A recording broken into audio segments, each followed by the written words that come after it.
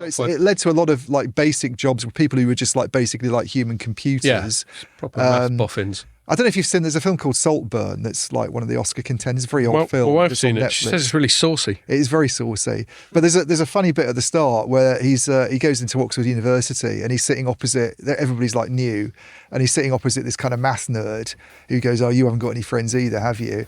And he goes, "By the way, I'm really good at doing sums." And the guy goes, "Oh, I get it." And he goes, "No, ask me one." He's like, "Nah, don't worry about it." He goes, "Just fucking ask me a sum, will you?"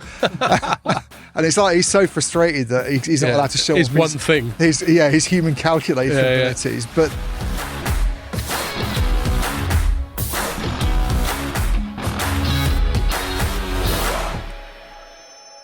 hello and welcome to another Telecoms.com podcast. First things first, Ian.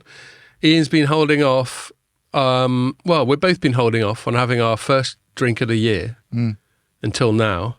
So you've had one though. I think we're better. I had a little sharpener on the train. Yeah. So I think we better. This is what Pierre bought us last week that we never drank. Cheers, mate. Cheers. This might go straight to the head. Yeah. It's not bad. Well, Pierre's is quite simple. Yeah, it's really nice, Pierre. Oh yeah. Well, it's got a bit of tastes a bit like camembert. It does. That makes you realise. It has got a bit of cheesy. Did you get a bit of cheesiness out of the fucking thing? No. Maybe it's just the katsu curry I just ate. Is sort of could be. It's reacting with it. It makes you realise how bad non-alcoholic beer is, actually. Yeah. So after the pod last week, we just went, fuck it. We don't need to get pissed to get to the pub. Yeah. So we went to the pub, had a couple of non-alcoholic pale ales, and then this army of noisy young people came in, and we just went, fuck this. They And were left. really metallic, those beers. They are quite metallic. Yeah. I wouldn't have been all that keen on staying even if we'd been drinking normal beer, but I'm certainly not queuing up to get a non-alcoholic. No, well, I got muttering from my wife. She's going, "God, you shouldn't have to get pissed just to have a laugh." And I went, "Well, I don't have to, but it's more of a laugh when I am." Well, no, the comment that you sent through from the Spectator piece, I thought summed it up very nicely. Spectator's done two. The cover piece this week is on. They're obviously not into dry January. No, well, those columnists. The cover piece is on how people are drinking less, but it's mainly younger people. And I would have thought one main reason for that is it now costs £7 a pint, where it's more like £2 a pint when I was a young person. Obviously, we were all earning a lot less then, though, Scott. Yeah, but I still think it has gone up with inflation. I think it's in real terms, it's gone up. Yeah, at least that's my gut feel. Yeah. I don't think inflation. It's gone up way above the rate of inflation. The price of beer over the last few years. Yeah, that's what I figured. Yeah. Well, you don't make 3 times and change more than you did back then. Than I would have expected to back then. No, I don't think so. Well, you might as you've got older, but yeah. Well, that's it. We're trying to make anecdotal wouldn't be inflation adjustments, but it doesn't feel like it. Anyway. What was I going to say? Yeah, and so there's one just talking about how young people are drinking less, but I think part of it is one big one that comes up actually is they talk about how when we were young people, everyone had a camera phone, an internet connected camera phone. So basically you could make a complete prick of yourself. And the chances are, the people you were around were just as pissed as you. You'd have that bit the next day, that sort of creeping, justifiable paranoia of like, God, how much of a knob was I? But then you can, worst comes to worst, you can gut to individuals and go, look, sorry, I was really pissed. I'm sorry if I was out of order. And they'll normally go, all right, don't worry about it, mate. We've all been there. Whereas, with camera phones and the lack of context that comes with sticking stuff on the internet, I think people are a lot more self-conscious about misbehaving. Maybe that's what it is. So there's that. And I think this and apparently young people are just more health conscious. I think they're more health conscious. I think they're a little bit prudish. Yeah, there's a bit of that. Youngsters these days, things go in cycles, don't they? In sort of society and history, it's you get periods like the 1920s. Everybody's mad for it. They're all complete nutters and lunatics. And in the 40s and 50s, they're a bit more sensible. Yeah, I mean, obviously late during 60s, the war, you can understand it. For it. But the rationing sort of mentality that came in during the war, a lot of people who grew up with that, like my grandmother, she was always like that afterwards. Yeah, because I mean, it was in her 20s. To generalise, the 50s were still fairly sensible. It's only once you got into the mid to late 60s that people started going, let's party. Yeah, exactly. So it sort of swings and roundabouts. But I sense 20-year-olds these days are quite kind of overly sensible. The 80s were considered fairly hedonistic, weren't they? Or at least the late 80s. Again, because we were just getting out of the awful fuck up that was the 70s for most places. But I think the 70s was a bit mad as well, depending who you hung around with. But everyone was so skint. Yeah. Whereas the 80s, everyone was like doing Yeah. coke because they were all working in the city. Well, no, I was, even though I was only 10 at the time. You had to, even to get a paper round, you had to be doing coke. Anyway, so yeah, there's all that, and then there was another bloke who's just saying being sober shit was his whole column. I think he's saying similar to what you were saying last week. Is it's not shit, it's just a bit more boring. You sent me the quote, which I Yeah. I'll read it out because Yeah, go for it. as long as it's not going to interfere with the audio that the phone sometimes does. But you summed. I thought you summed it up really well. I kind of completely. Yeah, it's just agree one with it. paragraph I extracted from this He Spectator. said, the main findings from my time on the wagon were pretty depressing. The low level of simmering anxiety that starts when you take your first tentative steps into the pub and subsides approximately a quarter of the way into your first pint just persists for the entirety of a sober night. You don't need booze to have fun, but it certainly helps. Yeah. Yeah, it's like a So social there we are. lubricant, isn't it? So there we are. So maybe let's see what 3 to 4 weeks of not drinking does for our tolerance. Yeah. But there we are. What else was I going to say? So yeah, cheers. Oh yeah, and I also want to have a drink to my dad, who regularly listens to the pod, will know died a couple of months ago, and it's his birthday. It would have been his birthday today. So happy Cheers. birthday, Dad. Happy birthday, Hugh. Right? Mhm. Yeah. So yeah, that's all that. And as a recovering alcoholic, he'd want to know that I went back on the You've been booze sensible. in his memory. So yeah, what was I going to say before we get into it? I was going to say we chatted about that post office thing on the pod last week, and I listened to some podcasts, including the Telegraph does quite a decent podcast called Planet Normal with Alison Pearson and Liam Halligan. And Alison Pearson's a classic sort of broadsheet, although a little bit tabloidy, I think, sort of opinion, classic newspaper opinion. They are a bit of the columnist. Telegraph, I think. Yeah, they can be. And Halligan's quite an accomplished economist. Yeah. And he's often quite contrarian, like when it comes to things like housing policy or when it comes to green stuff, all these things. He's like a pragmatic, realistic economist rather than an ideological one. Although he did say one thing that annoyed me. He said he didn't like the thought of proportional representation because then you might get the wrong sort of parties in power. And I thought, that's not very democratic of you, is it, mate? The whole... because I can see what you're saying, but he didn't put it in the right way. Yeah, exactly. The big argument against PR is that you always end up with coalitions. Yeah. And I used to think that was my main argument against it. And then having concluded that the main parties are so shit, I now think coalitions are good because it constrains them so much. Maybe, yeah. But yes, he's worried that these sort of loony parties or whatever come in. But if that's what people vote for, then what's the fucking problem? That's what we deserve. But well, that's what you get. That's what you get with a lot of narrative around people like Trump or in the UK, someone like Nigel Farage. It's like, well, we can't risk them coming in. They're the wrong sort. Well, what is democracy if not the person that the people vote for? Granted, the people are voting in a very imperfect information environment.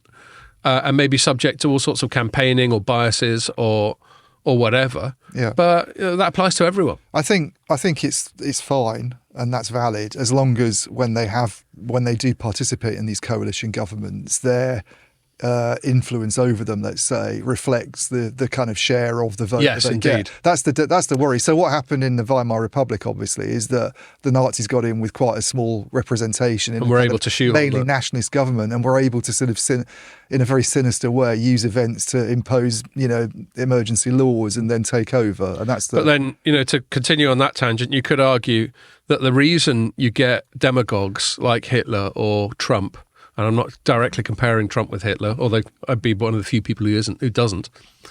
But, demagogues in the pure sense of the word, i.e. sort of rabble-rouser, populist types. Yeah. The reason you get them is because the establishment's fucked everything up. Yeah, it has. But even then, they had less than 40% of the vote. So there was a lot of chicanery and bollocks going on as well. I hear you. Anyway, but that they did an interview. Alison Pearson did an interview with a former Fujitsu insider. So I wrote a follow-up piece on this, I think on the Monday, inspired, as you often do. You quite often write your Monday piece is often inspired by chats we've done on the pod. That was kind of what happened to me as well, and what I do when I'm writing.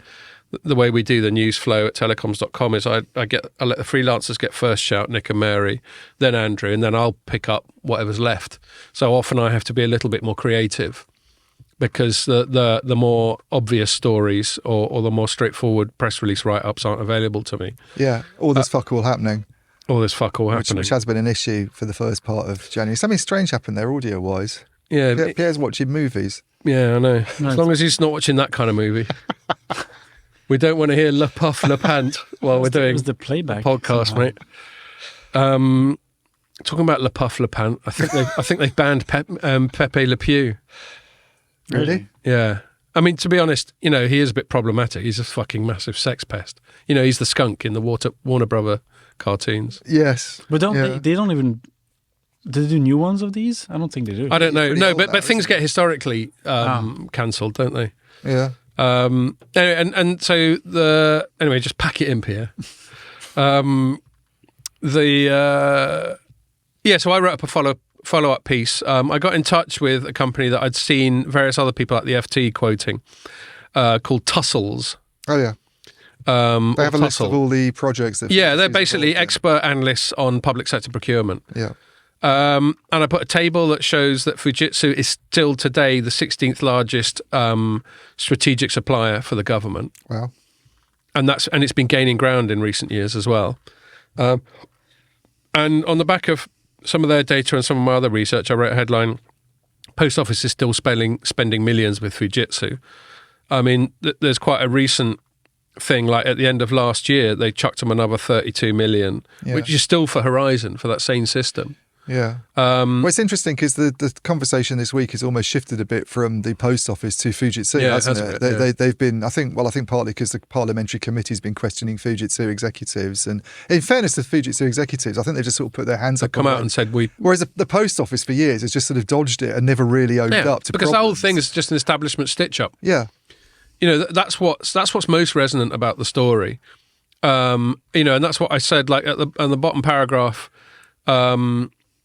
of the story I wrote. I said, well, Fujitsu is a significant part of the growing Open RAN market. This isn't really a telecom story, but the public sector is a major player in nearly all industries, and it's important for everyone. Oh, it's without a apostrophe there. Bad me.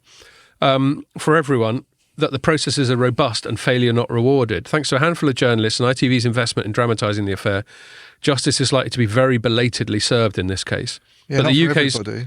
Yeah, well, quite. But the UK's continued reliance on a discredited contractor makes it hard to believe any permanent lessons have been learned. And that's the real issue, is just this incredible inertia. Well, I read one story about the oldest person apparently who's been affected by this is now 91, and they were out of pocket by 50,000. Wow. Her and her husband. I mean, that's a substantial amount of money that They're just waiting for her to die. Well, I mean, she was interviewed this week by the BBC. She's a 91-year-old who's still got her marbles and seems to be in reasonably good health. But she could be, I mean, 91 is obviously way over average life expectancy. Yeah. She could be dead next week. And well, quite. And given that this has dragged on for 20 years, it makes you wonder whether that was a deliberate, if not stated, strategy. Yeah. I mean, it's just so entrenched. I mean, one of the main reasons Fujitsu is this one of 38 strategic suppliers is because they completed the acquisition of an English company called ICL in 1998, which was, an ICL was basically a product of the government. And so those relationships, those legacy relationships have just persisted for decades. And you just get the impression this is how it is. Yeah. And then when a strategic supplier fucks up, the overwhelming priority seems to be to protect them rather than the people that have been harmed by their fuck up. Anyway, as you say, Fujitsu's come out and gone, we've got some kind of moral obligation to compensate. Whether or not that's damage limitation, I don't know. I mean, there'll obviously be an element to it. But you're never sure. I don't want to overgeneralize, but with like Japanese companies, maybe there will be some degree of honour and, and a need to sort of face up to... Well, I mean, they're in a position to do it as well, because I imagine if you total up what these people are owed, it's in terms of what Fujitsu's making in company profits and paying out in dividends and all this sort of stuff. It's not really going to... Well, there's what they're owed. Cause it's what they're owed for a start, and it's not really going to kind of hurt the company too badly, you would think. There should be 3 tranches. God, if I'm struggling that much after half a bottle of Camembert beer. You did have that giant pale ale on the train, though. Yeah, there is that. It wasn't giant. It was like a normal sort of. It looked like one of those proper-sized tin. longer tins. Okay. Yeah, it wasn't a stubby, but it was the size of one of these. It was a normal daddy tins. can. Yeah, daddy can, 440 ml. What was I going to say? Yeah, so some of the people were told to hand over some money, which is no one knows where that fucking money's gone either. So they're told to hand over tens of thousands of pounds that went somewhere. Yeah. So Well, I think he went into post office profits, is the suspicion. Right. That was the. But it hasn't been properly accounted for. It hasn't been is my properly point. accounted for, but there's an interesting scene. You haven't seen the drama series. No. There's an interesting scene where the sort of forensic accountant who was brought in by the post office to look into it, but ended up becoming incredibly sympathetic towards the victims. And I think Second 'Cause he's Sight actually was his following the company's data. name. Right. I mean, he'll still be around now. That guy. He's probably been in the news this week. But he became a kind of big champion of the cause, really, that they deserved compensation because of what he found. But he's sitting down with one of the women who's saying, I could never understand where this money was supposed to have gone, that I was supposed to have stolen. And he said, well, I imagine it sort of floated around for a while and then ended up fattening post office Quite. profits. And one of the reasons, apparently, that Venel's got a CBE or an OBE or whatever. Because they made some nice she got, profits. is because she was perceived to have turned around the post office. It was loss making when she came in, and then it ended up being profitable. Did she oversee? Do you remember that rebranding they did that they just abandoned? Consignia. They spent millions on one of those wanky corporate rebranding exercises, Right. and decided to rebrand themselves Consignia, and then just undid it. Yeah. Anyway, it's just the waste of money is incredible. You found a telecom angle with all this. Yeah. So It's, I was just going to quickly finish the compensation. So there's the money they got off people. yeah. There's the money that they should be compensated for wrongful termination of their jobs. And then there's just all the stress and all that shit, which is uncapped, isn't it? Yeah. So they should all all get about £1 million each. Not as to far as I'm mention concerned. people having, related to that, people doing jail sentences. And being criminally convicted. I know there was a young pregnant woman who was sent to prison for a year and a half. One woman had ECT therapy, which I didn't even think they did anymore. Electroconvulsive. Yeah. What for? Because she was so mentally disturbed by it. Oh, I see. That They thought that was the only thing that they could zap do her to and sort sort her out. to sort of treat her well. But she says that's now affected her childhood memories. For 4 people. I mean, that's slightly different matter. Whoever thought let's fucking electrocute her, that will do. No, the this was business. on the health service that she was advised to do that. And then 4 people committed suicide. Yeah. One of which is shown in the dramatisation. Guy jumped in front of a bus, apparently. Yeah, so all their estate or whatever should get anyway. It's going to keep playing out. But yes, so quickly, this isn't even a proper segment. This is like a preamble. So I listened. So that podcast, that Telegraph podcast that I was telling you about, they interviewed this guy who came in about 2004 or something like that. Yeah. And he's an IT contractor. And, and he knew that the system was bollocks. Apparently he's already obsolete. The impression I get is Horizon already existed. And I think, what happens with big companies is like we've got this balance sheet hole attributed to Horizon. How about we plug it into this project and then that's the balance sheet taken care of? Yeah. It's like kill 2 birds with 1 stone type of thing.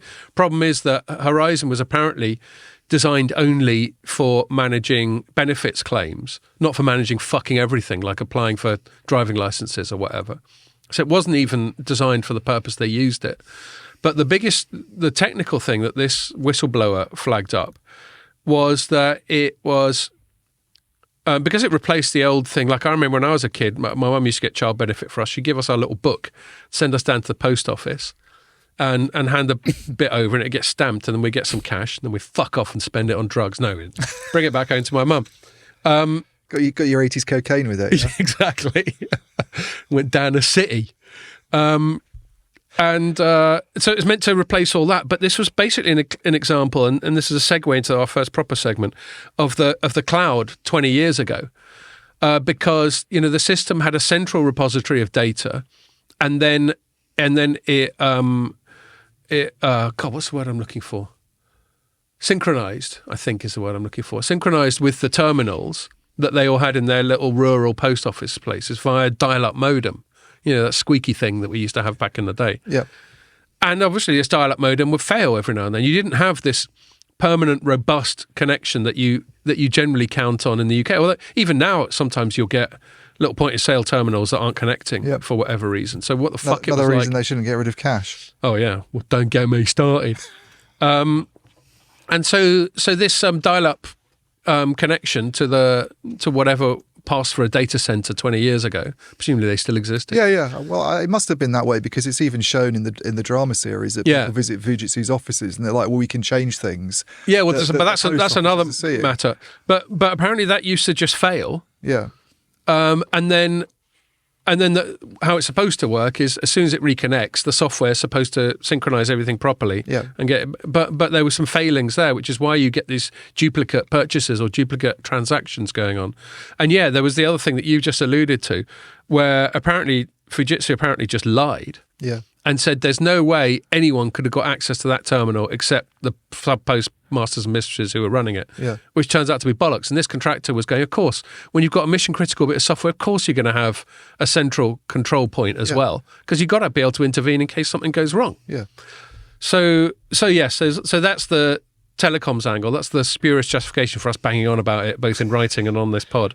Yeah. But perhaps I should knock it on the head there and get into our first main news item, which relates to the cloud, which is very, very cloudy. In fact, this is going to be quite a cloudy episode, which is all well and good, and the inevitable AI. Yeah. So our headline, and then I'll hand over to you because you wrote it up and Nick wrote it for us. So you, as so often the case, will be more expert on this than I am. Our headline was Vodafone Inc.'s 10-year, $1.5 billion partnership with Microsoft. That's pretty much the same as my headline. Okay. It just says what it does. That's what it says. We didn't over-editorialise it. Yeah. Well, but except you put AI. So you put Vodafone strikes $1.5 billion cloud and AI deal with Microsoft. Yeah. So why don't you tell us what this deal is and why we should care? Yeah, so it's it's obviously significant amount of money being talked about, which will be invested in kind of systems that Microsoft's investing in, and to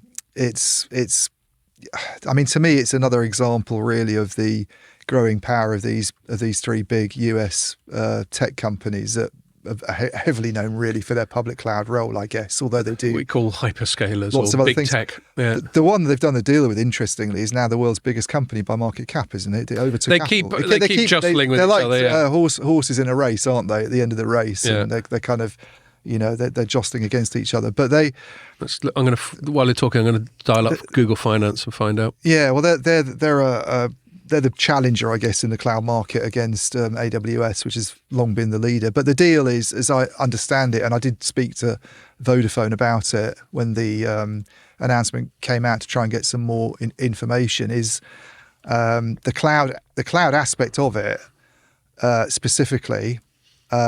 Is Vodafone still has a lot of IT applications, like things like customer relationship management and these sort of standard IT apps that you'd find not just in telcos but other organisations as well, is still on premises, a lot of it, or certainly in kind of private cloud data centres running on x86 servers. Right. And the plan with the Microsoft tie-up is to shift that progressively over a period of about 10 years into Azure and have it hosted by Microsoft, which is Microsoft public cloud platform. Yeah. Microsoft's public cloud platform. So it's nothing that radical in terms of what's been happening. This is the reason that those businesses have grown so quickly in the last few years. This is the reason you see when you look at AWS, you see that the cloud, when you look at Amazon rather, you see the AWS side of it has been on a real tear. Yeah, and it's so much more profitable. And it's so much more retail. profitable. There's been companies of all types, not just telcos, moving IT applications off premises or off private cloud data centers and using the public cloud. And why would you do that? You cut down. I mean, the idea really is about making yourself kind of less capital intensive. You're shifting spend from capital expenditure to operating expenditure, I guess. It's the sort of ownership versus leasing model, I guess, which appeals to a lot of companies these days. They prefer the idea of paying as you go, paying for what you're using, and they sort of see efficiencies and balance sheet benefits certainly, but other cost attractions in that move. It's the sort of as a service model that's been around for a decade or two. And they would presumably be able to, although they were a little cagey about this, but they've got these plans to cut, I think it's 11,000 jobs, isn't it, Vodafone, at a company that employs about 100,000 at the moment over the next few years. Decent chunk. And take another sort of billion or so off operating costs. Which seems to be about the only bright idea telcos have for Yeah, I mean, improving their this is profitability. the trend, is basically cost cutting among telcos through job losses and things like technology. real estate and technology. And now, presumably, if you're not spending money on all those servers, you can, and you're using, whether it's AWS or Microsoft or Google, the three big names, then you can realize some kind of cost benefits from that. I mean, everybody talks, this is the big thing about the cloud, is everybody talks up the economics of doing it. That's the kind of big selling point, the number one selling point, or has been for a long time. It's questionable. Yeah. Some people question it. There is an argument nowadays that it works very well in the startup phase. Startups that have unpredictable workloads, or they don't know how quickly they're going to grow, and they certainly wouldn't have the capital to go and invest in all of their own equipment and build something themselves. It makes sense for them to use an AWS or a Microsoft to do this kind of thing. As you get bigger, it might make sense for you to take on some of that yourself and invest in it. But clearly in Vodafone's case, they're seeing benefits they think there's benefits to moving the IT estate into Azure largely over the next few years. Yeah. And that's the big cloud side of the deal. But it also includes that apparently Microsoft's going to be making quite a big investment in the Internet of Things business that Vodafone has, which is over 100 million connections now, and is going to be spun off as a standalone company by April. They did mention this in their last annual report, that IoT business, which compared with other operators has done very well, is due for a spin-off that will be operated as a standalone unit. I mean, we need to see what the details of that are, because there certainly weren't any in this announcement. It was kind of very much a headline thing. But the idea is that Microsoft becomes an investor in that. And again, you can see why they'd want to do that. They get some capital. They get to tap into the Microsoft ecosystem. I mean, this is the other attraction of the cloud, I guess. It's a very sort of intimate relationship between Microsoft. It's completely and Vodafone. intimate. I mean, Microsoft will unsurprisingly be making more use of Vodafone connectivity technologies. Vodafone's got the cloud side of it. Microsoft as an investor, and then unsurprisingly, the thing that probably would have generated a lot of interest among the big newspapers was the AI side of it, which is this rolling out open AI technologies across all customer touch points. They said, I found this really interesting because I don't know if you were at the update that Scott Petty, who's the CTO of Vodafone, did back in August time. Maybe it's a bit later than that, but he did an update on their thoughts about generative AI and some of the other stuff they're doing on the IT side. And back then he was saying very much they're still kind of looking at it and assessing it. They've got some trials going on. But all the use cases at the time were 100% internal. It wasn't something they want to expose to customers at that stage. Whereas now the message is very, very different. This is going to be rolled out across customer touch points. It's even going to be, I don't know how they do this, but it's even going to be used in conjunction with this thing called Toby, which is their own chatbot. Yeah. So they made investments in this system that they've developed with IBM Watson, as I understand it. And if you're a Vodafone we don't talk customer, about that. Watson, IBM used to be pioneer for AI. Pioneer, but nowadays they've sort of they're not up there with the generative AI, are they? But apparently Toby, which was developed a long time before people started talking about generative AI, is going to have. There's going to be some kind of overlap between that and what they're doing with OpenAI. And I mean, I'm guessing it's things like, to some extent, actually helping customer service assistants make better decisions.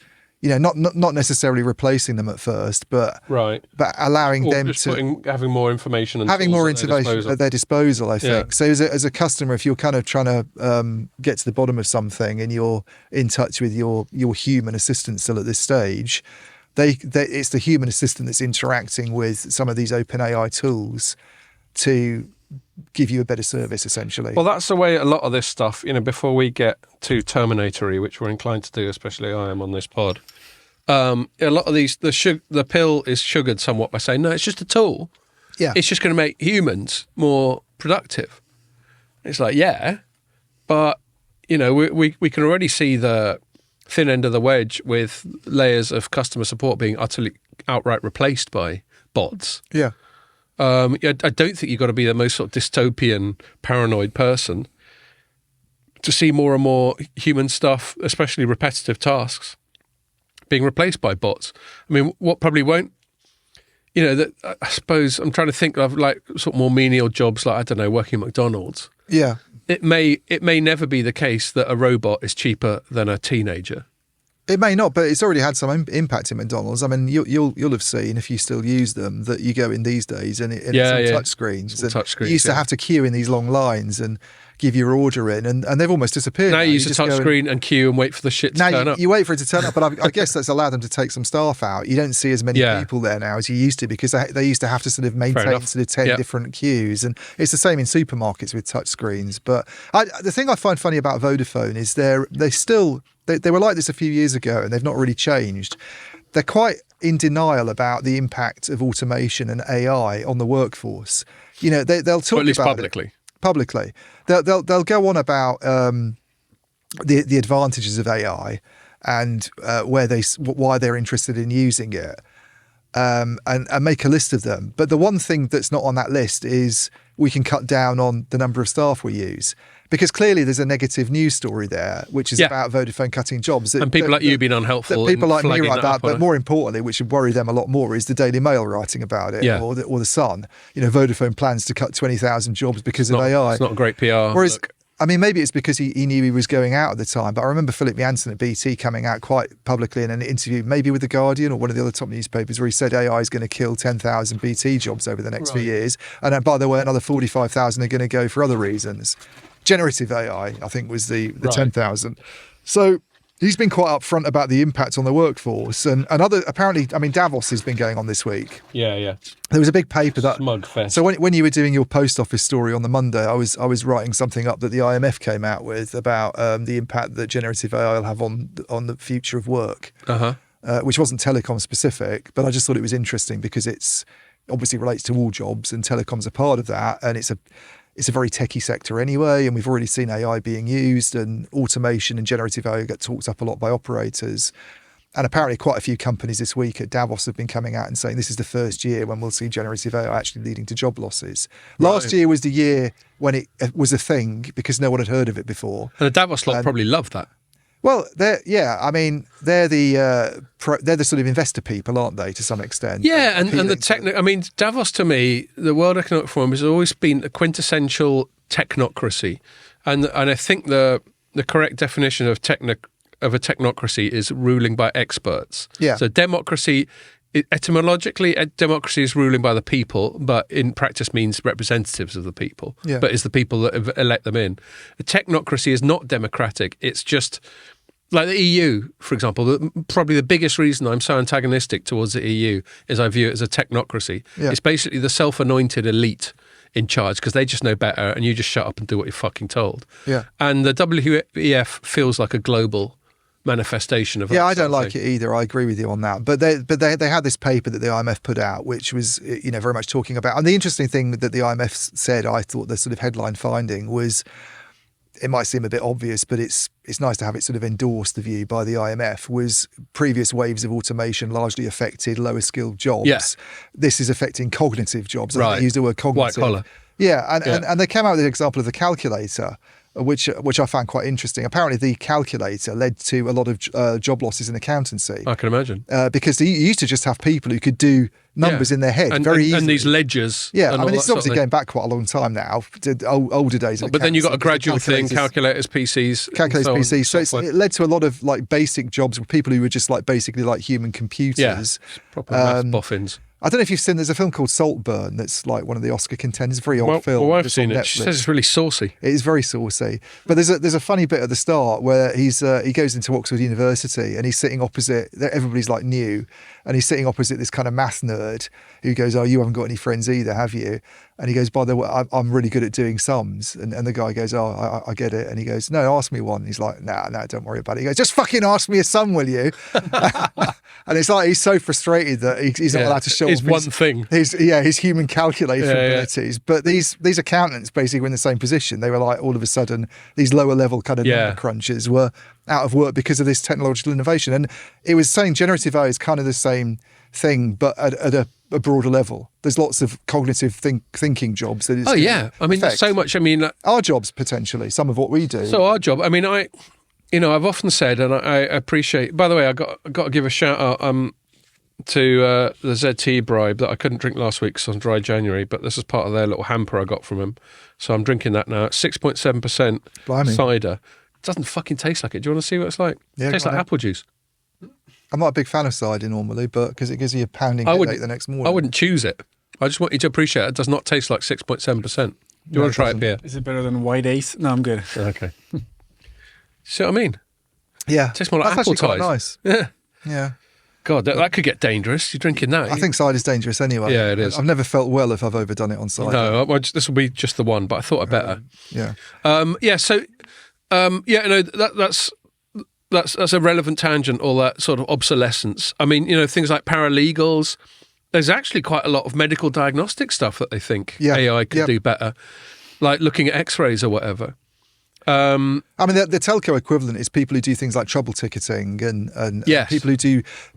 Some of it's quite skilled, like the programming, but it's routine. It's methodical and it's again and again the same kind of task. So you have this thing called what's it called? I can't remember the name, but you basically set a task for the system to perform, and it does all the bits in between that people would have done before. Yes, I know what it's like declarative, but it's like outcome led or something like that. Yeah. But yes, I know there is a specific term for it. The people in the middle you take out. So you have the guy who sort of says this is the outcome we want. Find out the best way to get Find out the best way to, and then all the different steps where you previously had people implementing that, the system will be able to do. Well, that's where the dystopian stuff comes in, doesn't it? Because if you went to some AI, make the world a better place, and it decided the world would be better off without humans fucking it up for everyone. Yeah. Right now, Jesus Christ, it's a bit of a tangent, but each new time I get a news alert, turns out Iran and Pakistan decided to start launching missiles at each other, and you think, Jesus Christ, there seems to be a new conflagration every week. Yeah. And so AI could be forgiven for thinking that, well, we'll be better off without us. Is it intent-based networks? Intent-based, I think that's it. Yeah.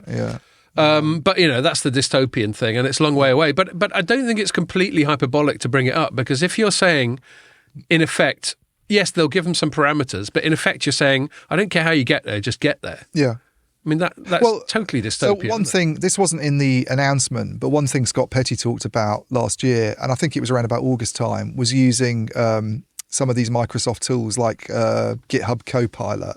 Yeah. Where it's kind of like a chat GPT for coding. For coding, yeah. And he said at the time, I think he said we've given it to some of, like, there's a team of like developers, 200 people or so. Then we've trialed it with them, and it tends to make people a lot more efficient.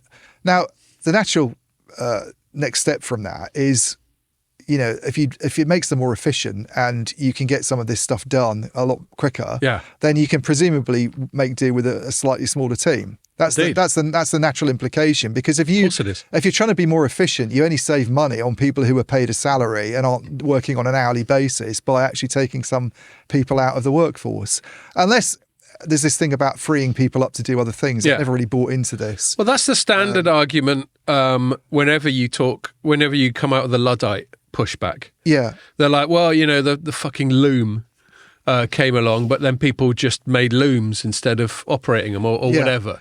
Well, the IMF I thought the IMF paper was a bit of a kind of criticism of that, because that's always been the argument. Oh, look what's happened in history. The Industrial Revolution actually created jobs. It might have affected handling weavers. But it's hard to argue that over the course of the hundreds of years, that hasn't been the case. But the IMF seemed to acknowledge the fact that it created jobs because people were able. I mean, what's happened? One of the reasons so many people go to universities these days is because those manual jobs they used to do have gone. So you have to do white collar stuff instead. If the AI does the white collar stuff, there's not anything else. There's only white collar and blue collar. It's not like there's some area that we haven't found yet that you can go into. Blue collar. Yeah, I mean, maybe there will be. I'm not completely collar like your jumper you're wearing. My fringe top.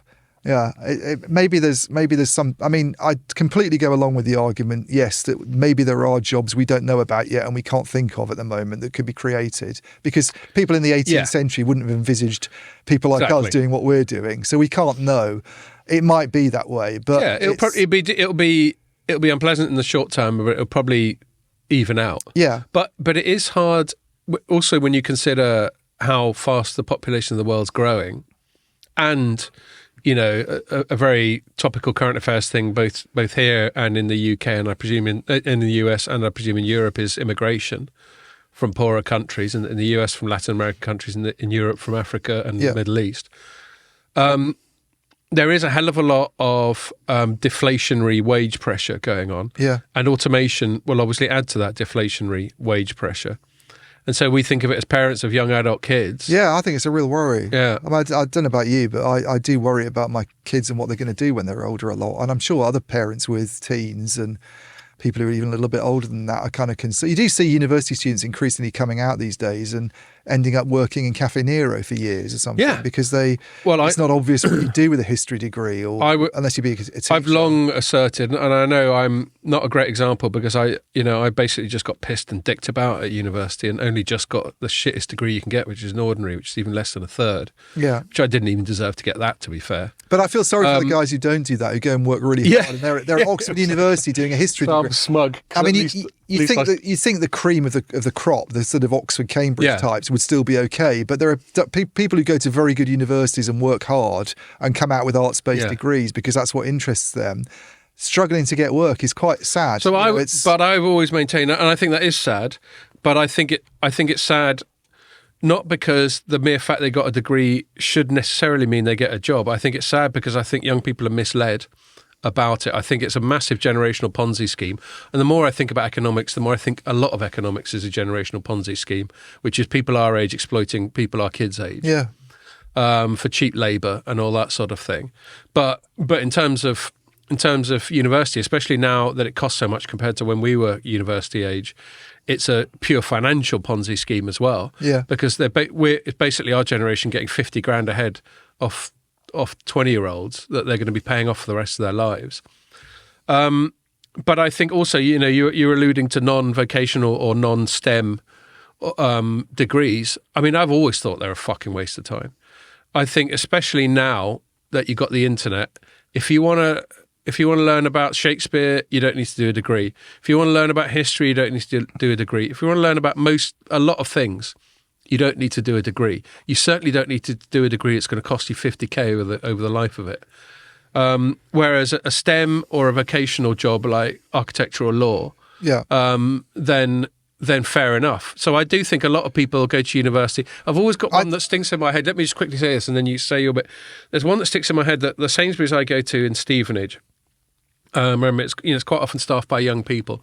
And I remember seeing this young girl and she was always really chatty at checkout, whatever. She's all bubbly and chatty and you go, how's it going? And she go, well, I'm going off to university and all that sort of thing. And I remember her doing that, her going off to university, and then she came back before the pandemic and she's still there now. Yeah. Now, I don't know how bright she is. I don't know how ambitious she is. I don't know how university went for her.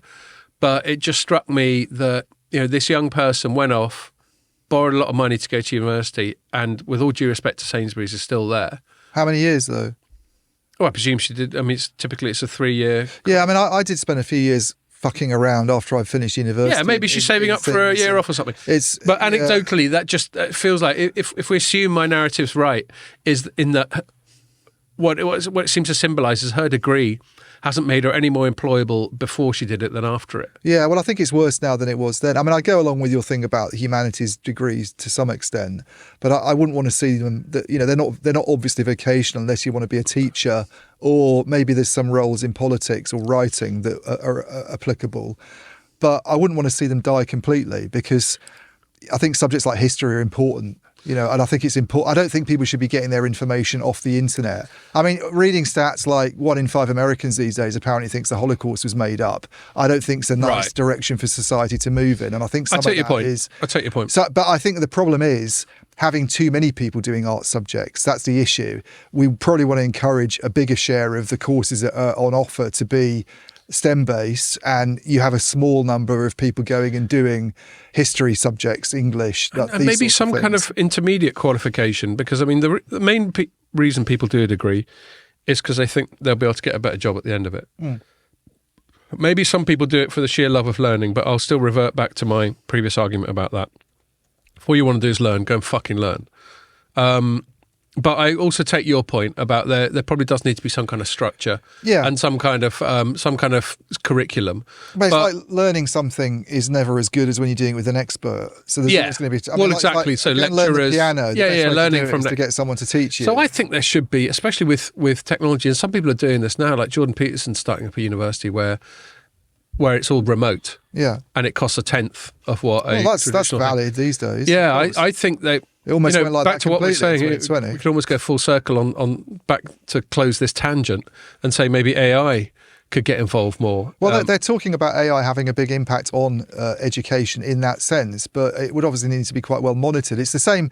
It's the same as this hallucinations, making stuff up issue. You don't want to sort of unleash an AI lecturer on a bunch of distance learning students and having it tell them stuff that's be unmonitored nonsense about what went on in 1945. I mean, that's our big thing. It's like autonomous driving, and all these things and Terminator stuff. It's when it's unmonitored. Yeah. As long as AI remains a tool that's ultimately under the jurisdiction of human beings, that's great. But you can see the direction of travel, making it more and more autonomous, and that's where it gets scary. Yeah. But yeah, I mean, back to the point about education.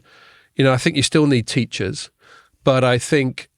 There was a massive rip-off happened during a lockdown, which is a lot of kids at university ended up... Are you on another one? Well, Are you on a cider?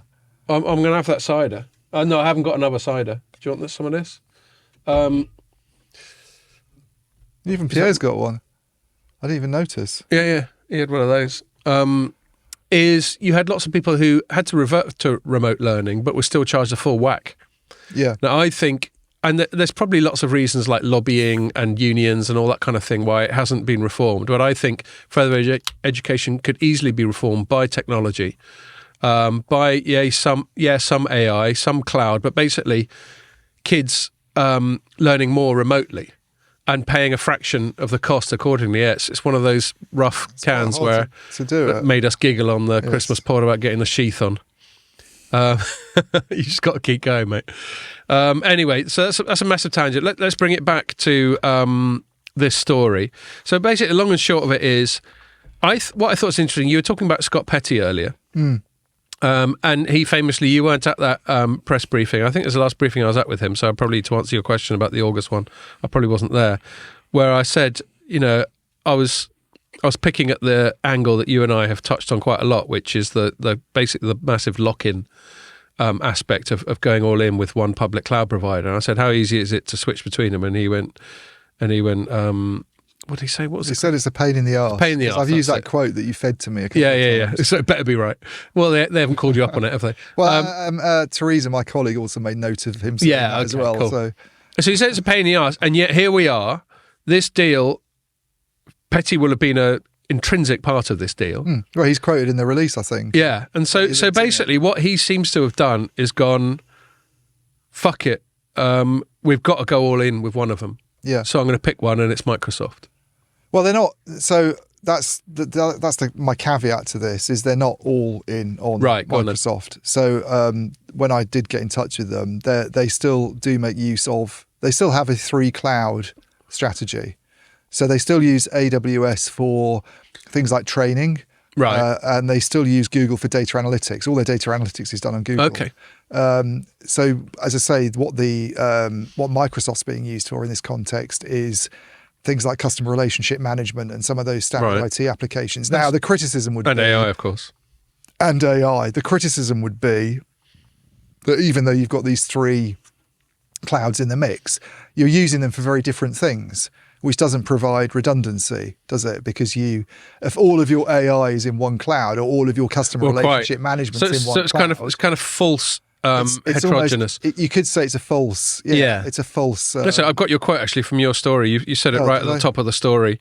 You said, when it comes to public cloud, Vodafone is strictly polygamous. Quote, we are 1/3 AWS, 1/3 Google Cloud, and the final third is split between Oracle and Microsoft. Scott Petty told reporters in August 23. It was August, okay. Yeah. So there we are.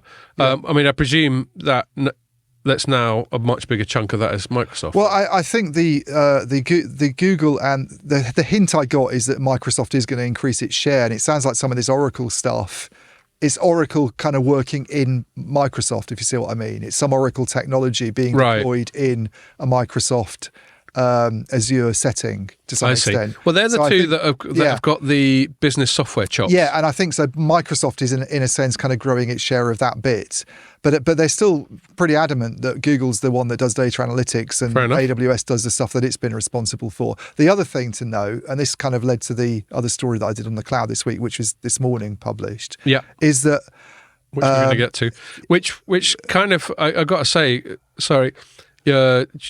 Not to steal your thunder, but it's relevant to what we're talking about now, that the headline for the one that you just alluded to is the public cloud has failed to crack telecom, which is a brave headline to write, given what we've just been talking about. Yes, because none of the telco stuff is going into the public cloud at all. The actual telco and you wouldn't have read the Vodafone Microsoft deal and come away from that thinking, oh, they're very resistant to putting stuff in the public cloud. You'd have thought the opposite. But the point that they were sort of keen to emphasise away from the release is that all the telco workloads, so the core network, the kind of stuff that you've seen some US operators talking about putting it. Dish is the big one. And that's what you led with in today's story. Yeah, Dish is the one that's all in with the public cloud. They announced this deal about 3 years ago. We're having an AWS deal. The RAN, the core, the network is running through the cloud. The only things you're not putting in the cloud basically are antennas and things that you can't put in the cloud, the kind of some of the hardware that has to be out there in the field, because that's how networks work. But the software, all the network software, all those applications, it's not just the IT stuff, all those are going into the cloud as well. Nobody else has done that. Nobody else has gone all in on it. And I think when that deal happened, a lot of people saw this as the beginning of this. It's like the inevitable. The inevitable. Yeah. And actually, I think their attitudes have hardened even more. Because it hasn't gone that well for them, has it? Well, I just don't think that I think they're okay with doing CRM and some of this other stuff that other organisations have done. But that's just SaaS. SaaS has been around for a while. Totally. But the way that, so 3CTO, the guy who I met this week, did an interview with David Hennessy, who's the Chief Technology Officer of Three, the smallest of the 4 UK operators. Talked to him a little bit about this, and he was the one who came out with the quote I think I used quite early on in the public cloud has failed in telecom story. He said no one has no one has mission critical stuff in the public cloud. They don't. The precise quote from your story is no operators have core applications in the public cloud. Yeah. So all this stuff that they're really, really concerned about, the core network, they're kind of what they do, the stuff that they're really good at doing, and that's why they exist. The telecom stuff, they're not putting in the public cloud. Okay. They're keeping that and using.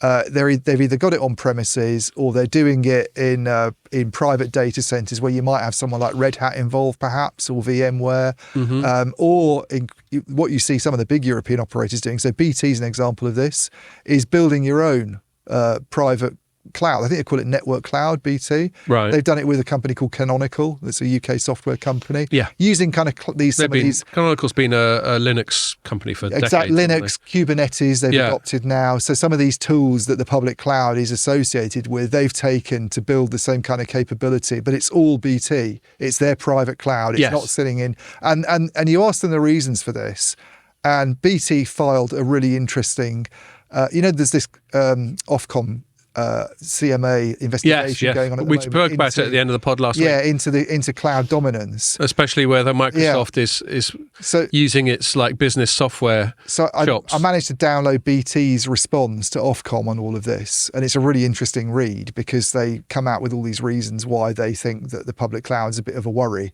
And the main reasons that they want to have their own private cloud, they say, is to do with security and resilience. But they come out with some of the stuff you were talking about last week when you were saying they can do things like bundle their applications with the infrastructure and make it very hard for you to use applications with somebody else's cloud, something Microsoft in BT's response is accused of doing. Indeed. Actually.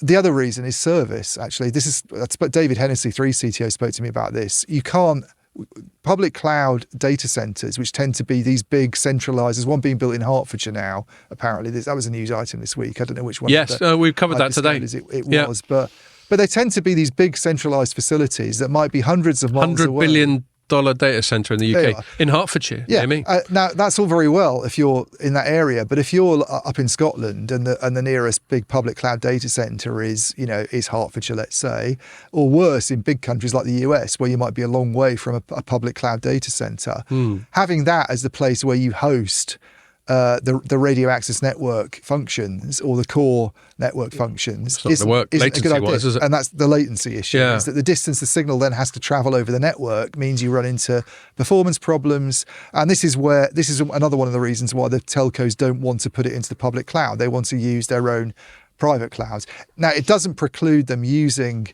Microsoft or AWS or Google in another way, that you take some of their technologies and put them into your own data centers. And if you talk to AT&T, they'll say that's actually what they've done. So you're getting a sort of... And by the way, before I go off on this quick one, I want to mention that I've been chatting to Microsoft about getting one of their senior cloud people on the pod. Give a shout out to Steve, who I've been chatting to. Steve's a regular listener to the pod. Yeah. And he read my book, so I especially like Steve. And he went to Bristol University. All right, mate. So I'm chatting to Steve. He's been very patient because we've tried once or twice to get this Microsoft guy. I won't name him yet until he's definite to come on. Yep. But I did say to Steve in recent email correspondence that, this allegation that's been put to the CMA that Microsoft, and with all due respect, sorry, Steve, Microsoft have got some form in terms of the shit it used to get in trouble with in the 80s and 90s. Yep. About, like, for example, with its browser, bundling that with Windows. Yep. So it's got some historical form, and they're basically accused of using their still dominant position in terms of enterprise software, Office and all that, to sort of in some way coerce or browbeat or put pressure on people to also use other semi or unrelated stuff like its cloud. I have no idea whether it's accurate or not, and that's for the CMA and lawyers. BT seems to think so. Right. Okay. BT's response to Ofcom on why you should be concerned about the public cloud, it includes the example of Microsoft bundling applications with its own cloud and then making it harder for you to use them with another cloud. Well, when we get that Microsoft geezer on, we'll put that to him and see what he's got to say. He's got plenty of time to get his ducks in a row. And I'm sure they've got a good response. Yeah. I'm not prejudging it, but I'm just saying on historical form, I wouldn't put it past them. Yeah. And not just Microsoft. This is just business. Yeah. Companies, if they can get away with manipulating the market to their advantage, then they will. That's just what companies do. It's a good sort of Jeremy Paxman type question to ask if you're just sort of interviewing a Microsoft executive generally. Yes. So BT says it's very difficult for them what have you got to say to that? Yeah, exactly. Okay. So, yeah, I mean, I think it's interesting. To me, like I said, I didn't dig into it that hard because I knew someone else was covering it. But from what you've just said and from sort of skimming through our coverage and yours and reminding myself of it, they're still going for this hybrid cloud thing, both in terms of suppliers, but I take your point. Just because you're using different hyperscalers for different types of cloud, it doesn't mean within that particular domain, it's very easy to switch from one to the other. So it's a sort of false sense of competition and heterogeneous supplier. And just to come back to the Vodafone issue, by the way, because I didn't sort of circle the sort of loop completely, sure. But they are not putting any of their network applications in public cloud. So that was a thing that isn't in the announcement. If you just read it, you'd have thought, oh yeah, it's a sort of all-in type thing. They've done a dish job. That's not happening. That's not happening. This doesn't cover the 5G core or any of that stuff, basically. So, but it does seem to be, part of the slow creep that we've commented on for years.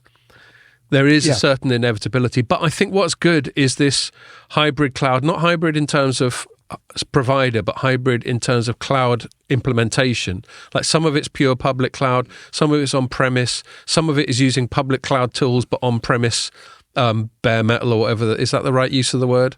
I'm not sure. But on-premise sort of server infrastructure and all that sort of thing.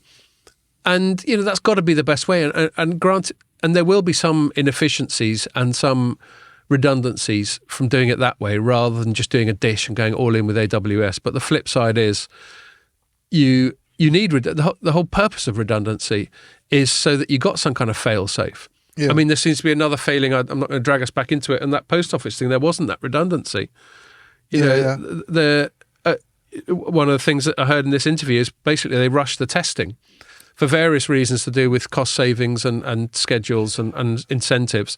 And and when you rush testing, we banged on about the vaccine last week as well. Yeah. That was another example. The testing was rushed on that. Yeah, of course and it was. it remains to be seen what side effects weren't found in what would have been a more normal testing cycle. Yeah. But, this happens. There's a reason why you have to spend lots of what feels like dead money. You end up with hands like that. Yeah, like you got a crusty thumb for some reason. So the dish thing's interesting, actually, the redundancy side of it, because you that made Pierre laugh. They say they have some redundancy because they've also got VMware in the loop, I think, on the sort of RAN side of things, which is something they kind of threw in a little bit after they announced the AWS deal. But for other stuff, they certainly seem to be incredibly dependent on AWS. The problem, I think, with that deal, and it's not necessarily related to the cloud, but because it's gone so badly, it's not a good advert, is it? No. It's like, I think AWS would obviously have thought, if we come along and do this greenfield arrangement with Dish, and it all goes swimmingly, and 3 years on, Dish is like a major force in the US telco market. And then it's their hero project. This is like their hero project, and everybody else can come along and see that you don't have to worry about putting your telco workloads in the, in the AWS. Flip side is, if it doesn't go well. Their loss, I don't look at Dish that often because it tends to get dealt with by US colleagues, but I did look at their last SEC filing, and their loss on the telco business, and obviously they've got other things going on as well, so it's not quite as bad, but they were still loss-making anyway. But the loss on the telco stuff, the wireless business, was 1.5 billion, I think, for the first 9 months. And Rakuten's been hemorrhaging money on its wireless as well. I mean, Rakuten, though, is not... This is the other thing. The other two greenfields, right? So the guys who are in a position where it might have been easier for them to come and go, we're going to do a public cloud deal. They haven't. Yeah. Rakuten's using its own... I can't remember what it's called now. They've got their own cloud, basically. They bought a company. Mm-hmm. I'm going to get annoyed that I can't remember the name of the company. It'll come back to you when we've completely moved on. And I think 1&1's using that Rakuten cloud to do its deployment as well. So that neither of those. I mean, that's not surprising because the Germans gone quite symphony, hasn't it? Yeah, the Germans are quite resistant to public cloud anyway because they have very stringent data protection requirements in Germany. It has to, even when Microsoft tends to be involved with Deutsche Telekom over there, it's very much done on a local. You bring your technology stack and put it in our data centers kind of. It's an EU thing. EU's been freaking out about. I can't remember what they call it, but it's been a thing that's been going on for decades. It has to be in your jurisdiction and all that. Yeah. I happen to agree with them on that. Or something like that. I happen to think they're kind of right on that sort of stuff to some extent. Yeah, well, if you think of data as a thing, then it crossing borders has to have some implications. Yeah. So listen, we've been going on this for a while, so I'm going to knock it on the head and move it on. But one last thing I want to ask: we were talking about market caps. So I just looked them up. Apple and Microsoft are level pegging right now on 2.93 trillion market cap. Right. We know that they're both bigger in market cap than Amazon and Google, who are the other two that we talk about as big tech. Who do you think's bigger out of Amazon and Google market cap? Out of Amazon and Google? Yeah. Google. I mean, Amazon's not very profitable, is it? No, but it is. Is Apple back on top of Microsoft now? Well, at that level, if you just listened a minute ago instead of watching the French porn that you've been staring at the whole time. I just said they're level pegging on 2.93 trillion. Google's way back at 1.83 trillion. And Amazon is 1.59 trillion. How much is Meta at the moment? Because their share price has gone up a lot in the last few months. Yeah, they really bounced back. Yeah. About a couple of years ago would have been a good time to buy, wouldn't it? Yeah, it would. Hindsight being everybody at the time was like, it's just going to keep going down, and they didn't. It kind of recovered. So I still don't understand just why. Buying Nvidia in January last year. I'm not. That would have been a really good bet. I'm not quite sure why Meta's gone up. No, Meta's not even a bill, mate. I wouldn't waste your time with them. You mean a trillion? You mean a trill? Yeah, you're right. A trill, not a bill. A cheeky trill. Yeah, they're just short. They're 9.978 billion is their market cap. But anyway, okay, let's move it on. It's amateur work. I know, but I don't understand how they. What website do you use, by the way, for market cap stuff? Google Finance. Yeah. Okay. Yeah. It just displays it nice and easily. A better one, but obviously not. No, but I think market cap's an absolute thing. I mean, there's nothing. No, and I sometimes feel that the Yahoo Finance stuff isn't updated as regularly. I mean, the only thing that's weird about market cap is I think, I mean, listeners, tell me if I'm wrong. I think all it is the capitalization of all the share price. The share. Yeah, Yeah, it's the shares. but how much of the company is being traded? So in other words, Meta could have a market cap of 1 trillion. Yeah. But it could be that only half the company's publicly Well, it traded. doesn't take into account net debt either. Yeah, And things but like that. but even in terms of the overall enterprise value of the company, Yeah. it depends on how much of the company is publicly traded, because not all of it necessarily is. Yeah. Anyway, Sorry, just to confirm, by the way, Microsoft just edges Apple right now. Does it? 2936 versus 2935. there we go. So there we are, but they're kind of level pegging, and they probably have been for a while. Yeah. But yeah, we'll get onto Apple in our final segment, but we better move it on. What was our middle thing? It was one of your stories. Was it the cloud stuff that we've already mentioned. alluded to? Yeah, we'll carry on. It was Three's CTO. Okay, yeah. So you chatted to him. Yeah, so I met. It's the first time I met him. Oh, that's it. On the Vodafone deal. Okay, sorry. Yeah, so I met David Hennessy this week. He's their CTO. I met him at a strange place to meet him actually, because normally you expect these meetings to be in like some central London office or cafe, but they wanted to meet at Battersea Power Station. Swanky bar. You met him in Battersea Power, but that's all like retail and stuff. Well, Battersea Power Station is actually it's not dead close to me, but it's reasonably easy for me to get. I actually walked there along the river. Yeah, it's been done up. They've quite nice. Those days of Pink Floyd releasing inflatable pigs above it and doing album covers. It's been properly gentrified, and is it like accommodation and retail and stuff? It's lots of retail outlets inside, and it's done in quite a nice way. I think they've kind of designed it all very well. But there's loads of eateries as well. There's a Bounce there, like the table tennis place that we went to one year. Oh yeah.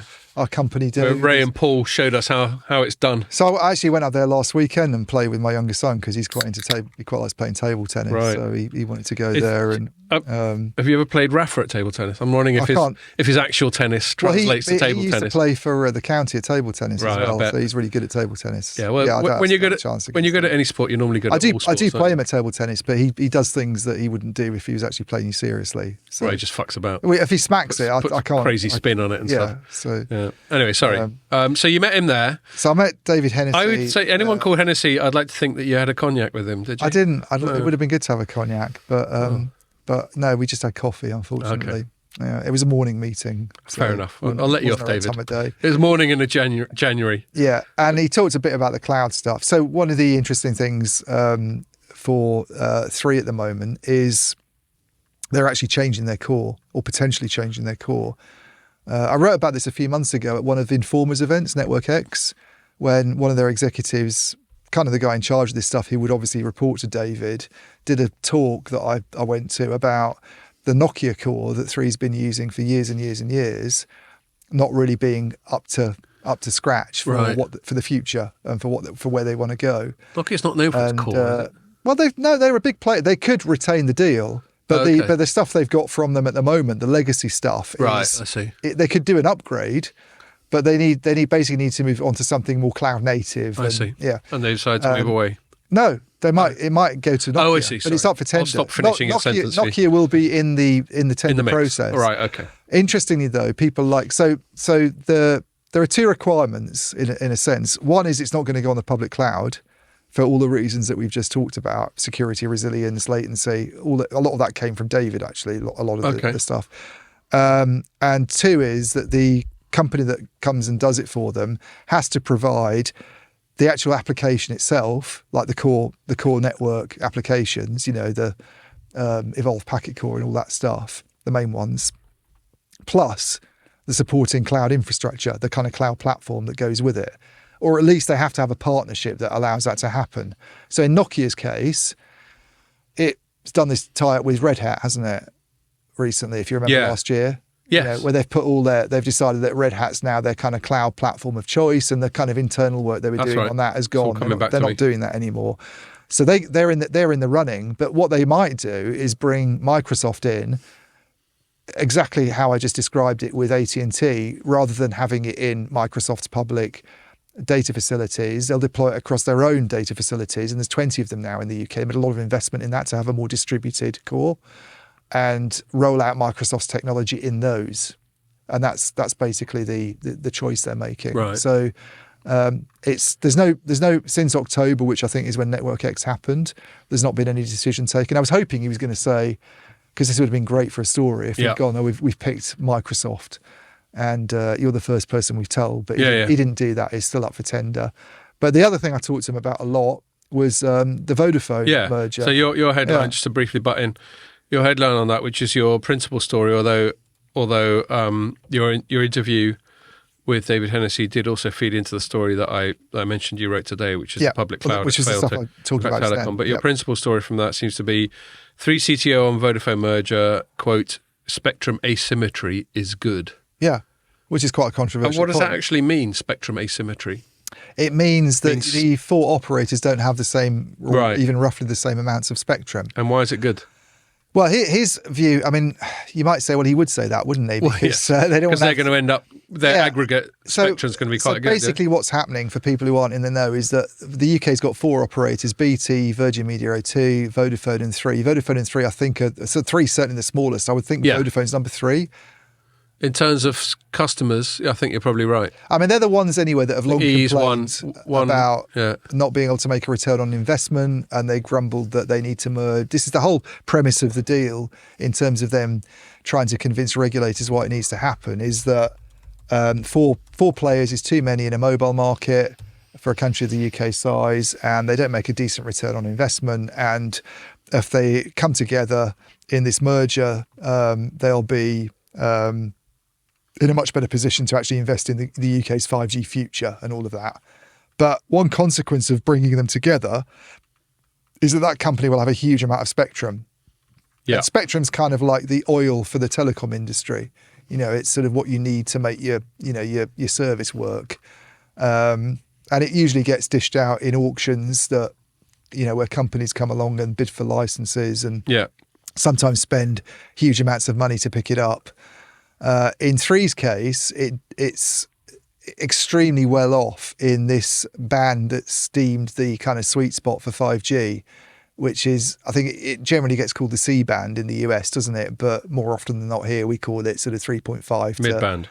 Mid-band, or 3.4 to 3.8, but it covers that sort of gigahertz range.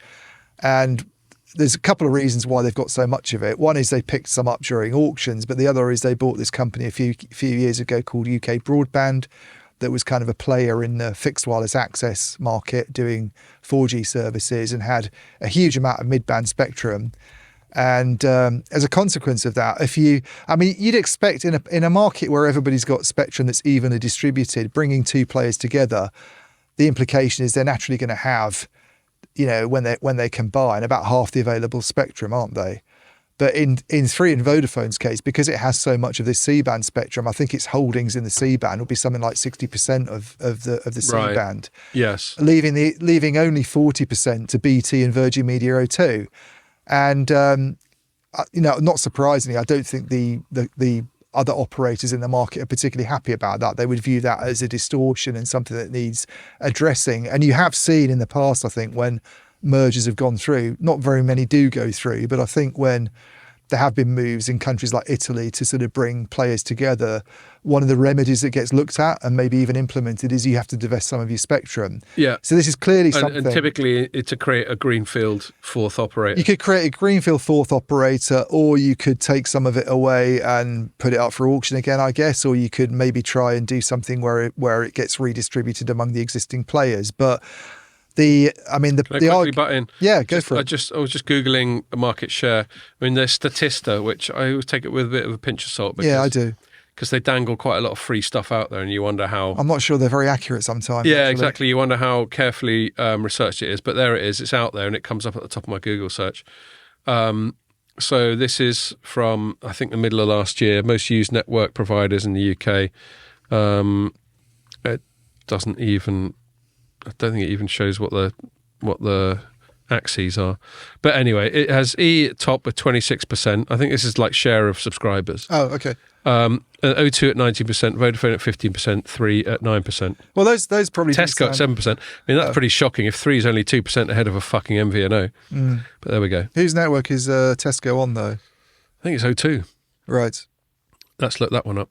Let's see if I'm right. I wish Elena would ask questions like that on the end of the year quiz. I might do better. Well, actually, we don't know if I'm right. Questions are incredibly obscure. Some of them, God, they were like, they were like mastermind questions for telecom. But you still kick my ass. Yeah, but no. So the Spectrum issue. I mean, David was defending. 0-2. 1-0. 1-0. Anyway, go on. David was defending this note. So this is what spectrum asymmetry is basically. It's this idea that after a merger, the spectrum holdings across the three companies that remain don't have to be equal in his view. So in defence of what he's argued, Three hasn't done anything wrong. It's not broken any laws. It went and bought UK Broadband. It bid for that company largely on the basis of it holding a lot of spectrum. It participated in an auction under rules that were applicable to everybody else involved in it and managed to pick up more mid-band airwaves. So it's not done... Yeah, it's all above board. It's all above board. And his view is that if you have this combined company with a big share of spectrum, plus actually quite a lot more sites than the other two companies, it will put pressure on BT and Virgin Media O2 to raise their game. They would have to invest more. They'd have to invest more, partly because they don't have as much spectrum. Yeah. I mean, the flip side, one I always remember a sort of regulatory sort of quirk that seemed to disproportionately benefit one company was when this was back 10 plus years ago when EE was given license to refarm a bunch of its spectrum, I think 1800 megahertz spectrum, for 4G at the time. Yeah. And it suddenly gave it a lot more 4G spectrum holding than everyone else because of this refarming allowance it was given. And I don't know the circumstances. I'm presuming it is all kosher and legit and all that sort of thing, but that definitely gave EE a big head start on its competitors in the 4G era. Massive, yeah. Well, to knock his argument, I guess, the CMA is looking at this at the moment in terms of does it distort competition? Does it create some kind of imbalance? And clearly that's going to be one of the top things they look at. I mean, we're not just talking about a company having a slight spectrum advantage in the mid-band. And if the mid-band's considered the crucial thing for 5G rollout, nobody really attaches much importance to millimetre wave because it's deemed to be a hotspot shopping centre type. Stadium. Airport. You would never build a network on that basis. You wouldn't have the money to do it. Verizon had a bright idea a few years ago. It was just dumb. Well. And low band spectrum. Verizon, which has just written down the value of its business arm by about $5 billion. I know. I didn't cover that story, so I did. It's just a large amount of money. I maybe should have done, but and then low band spectrum is incredibly important and usually actually attracts that's usually what gets sold for the higher price in auctions because you can blanket wide areas with it. But unfortunately, it doesn't provide you. There's not as much spectrum at that level, so you don't get in denser areas. You don't get the speed. So this mid band is considered to be the kind of sweet spot. The idea. And for one company to have as a result of a merger nearly 60% of the spectrum in that band, I think that's something the CMA would be looking at quite seriously. So you don't necessarily agree with the quote in your headline that spectrum asymmetry is good? The quote in the headline is what you said, but but I'm asking if you agree with that. I'm not trying to trip you up. No, I the problem I have with this idea that we picked it up in the auction and we paid for it and it's all fair and above board is that I don't think the UK auction, I don't think government auctions of spectrum are actually they're not like auctions where you go to is it Sotheby's, the auction house where anybody can turn up and buy a piece of art if you've got money and you might get some surprise by making some ambiguous gesture. The auctioneer notices. And any guy who's got a bit of cash can turn up and buy something. We all know who's going to win the licenses when a spectrum auction happens. It's just a matter of the cost. When was the last time a new entrant? I mean, there's 3 new entrants trying to give it a go at the moment in telecom worldwide that are prominent. Dish, which we talked about, 1&1 in Germany and Rakuten in Japan. Nobody builds greenfield telecom networks. No. The spectrum all goes to the same players. Yeah, I mean, I've always thought these auctions are designed primarily to maximise the amount of money the state makes. Yeah, and therefore, given the fact that it's kind of a high barriers to entry market where you're probably always going to have these 4 networks or 3 networks, let's say, of a merger comes together, the idea of allowing one of them to have the lion's share of the spectrum available in a critical band, Yeah. it just does seem like a big distortion of competition. If I've been listening to you correctly, and the bloke's going, well, look, we want it fair and square, so what's the fucking problem? They always, in these auctions, they normally have a ceiling as the maximum amount a given bidder can win of all the shit available, don't they? Yes, they do. So this doesn't apply there because obviously Vodafone and Three were not bidding as a single entity. Yeah, it didn't pick this. It didn't pick this spectrum up via auction. It picked it up through a merger. Yeah, that quite. might happen. Yeah, that's the kind of flaw, I suppose. I mean, the only thing I'm trying to say to give this Hennessy the benefit of the doubt, I don't think this is the point he was making, but it made me think. Let's say they did have a disproportionate mid-band advantage over the others. How would that translate itself into commercial advantage, and most importantly, when it comes to monopolistic stuff, disadvantage to the general population? In other words, if you're a Vodafone subscriber, would your 5G be an order of magnitude better, and would that be a key differentiator in the market? Well, yeah, that's potentially the implication, because if you, I mean, I think there's already, I suppose, I've heard comments made that they do have a superior service in some areas where they've. Where they've been able to deploy some of this mid-band because they've got so much of it. I suppose then we'd get people like Root Metrics and all that. Suddenly their 5G performance would be kicking ass on all the Root Metrics. I mean, they'd use that in their marketing. They've got to invest in it though. So another criticism is that the mid-band stuff that they've not actually deployed a lot of it. Now, they might say, well, we've not been in a position to because of ROI concerns and everything, but they've not, they have this argument that their big rivals, BT and Virgin Media O2, have sort of underinvested, and this would give them a kick up the arse. Yes. It would give them a position where they can actually have a lot more spectrum and sites and put them in a situation where all of a sudden they are making a return on investment. But it would also put pressure on. I suspect BT and Virgin Media 2 would reject that we haven't invested in network coverage. I mean, BT's very, very much involved. They obviously would. If they were on this pod, they'd go, well, and they'd have all sorts of. Well, I mean, one thing I think that they're quite disgruntled about is this shared rural initiative, where I think they feel they've done the lion's share of the work on that, and I think the other companies have almost had to come out and say we're not going to meet targets. But and BT's actually done quite a lot of investment in that on that side. Yeah, there was an announcement about that recently. And then the other issue, I think this argument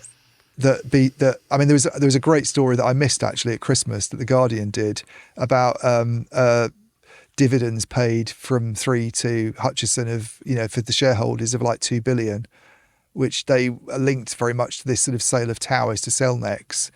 But to be wandering around going to the CMA, we're not making a return on investment, and you can pay 2 billion, and suddenly dividends. You're paying out 2 billion to your shareholders doesn't look very good. One thing I got to, no, I agree. One thing I got to say about that argument that letting us have an advantage is good because it will drive the competition to try harder. I mean, that's on the face of it a bullshit argument, because that completely flies in the face of conventional wisdom about monopolies.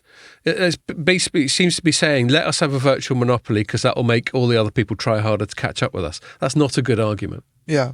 Because the whole point of monopoly regulation and legislation is not thinking about what kind of a galvanizing effect it might have on your competition. It's just how you can abuse that monopolistic position to distort the market and rip off the end user. It is, yeah. So, I don't buy that. In defense of some of the stuff that they're talking about, the site numbers. So I think all the UK operators at the moment have between 18,000 and 20,000 sites. So you bring two of them together, you're obviously talking about a network of about 36,000 sites. Yeah. They don't want to maintain that many. Yeah. They want to have about 26,000. But clearly a network with, everybody complains at the moment about lack of densification in the mid-band, and you get these kind of cell edge problems, and coverage for 5G is not that good. You go up from 18,000 to 26,000, it's quite a big increase. You'd think that would, I mean, certainly in the case of a company like Three, where I think Pierre's a Three customer, but one thing people complain about is maybe coverage isn't as good as it could be. It would really go a long way towards addressing that. Yeah, for sure. There's the issue about monopoly or distortion of competition, but you do get a lot of instant densification there if that deal goes through that might address some of those problems. It's only on one network though. That's the problem. It's only on one network. It's not like the other ones are suddenly on 26,000 as well. His argument is it forces them to up their game and invest in densifying their networks, and then maybe they end up with 26,000 each. This is what he said to me. But that's a huge undertaking because, I mean, BT is already spending vast amounts of money on its fibre rollout. It's not been in the best financial health in the last few years for all sorts of reasons, partly to do with that. To have them all of a sudden being told that, oh, your rival's got 26,000 sites, therefore you need to up your game and invest in another 8,000. It's a massive increase, isn't it? Yeah. So what would hypothetically some of the other network operators in the UK have to say about some of the points Hennessy made on your story? I mean, they'd be hugely critical of the points he's making. You know, they wouldn't. The idea that they should be allowed to retain 60% of the mid band is clearly something that is going to aggravate the other two companies. Yeah. You know, to have 40% split between them, and for it to be a result of a merger, is something that they're going to push back on and feel that's too much of a distortion. It's not even a slight advantage; it's a big advantage that they're getting. So I think you know that's going to be on the table. The other thing, by the way, that's there's three issues. There's the spectrum, there's the site numbers, and the other one is the network sharing agreements.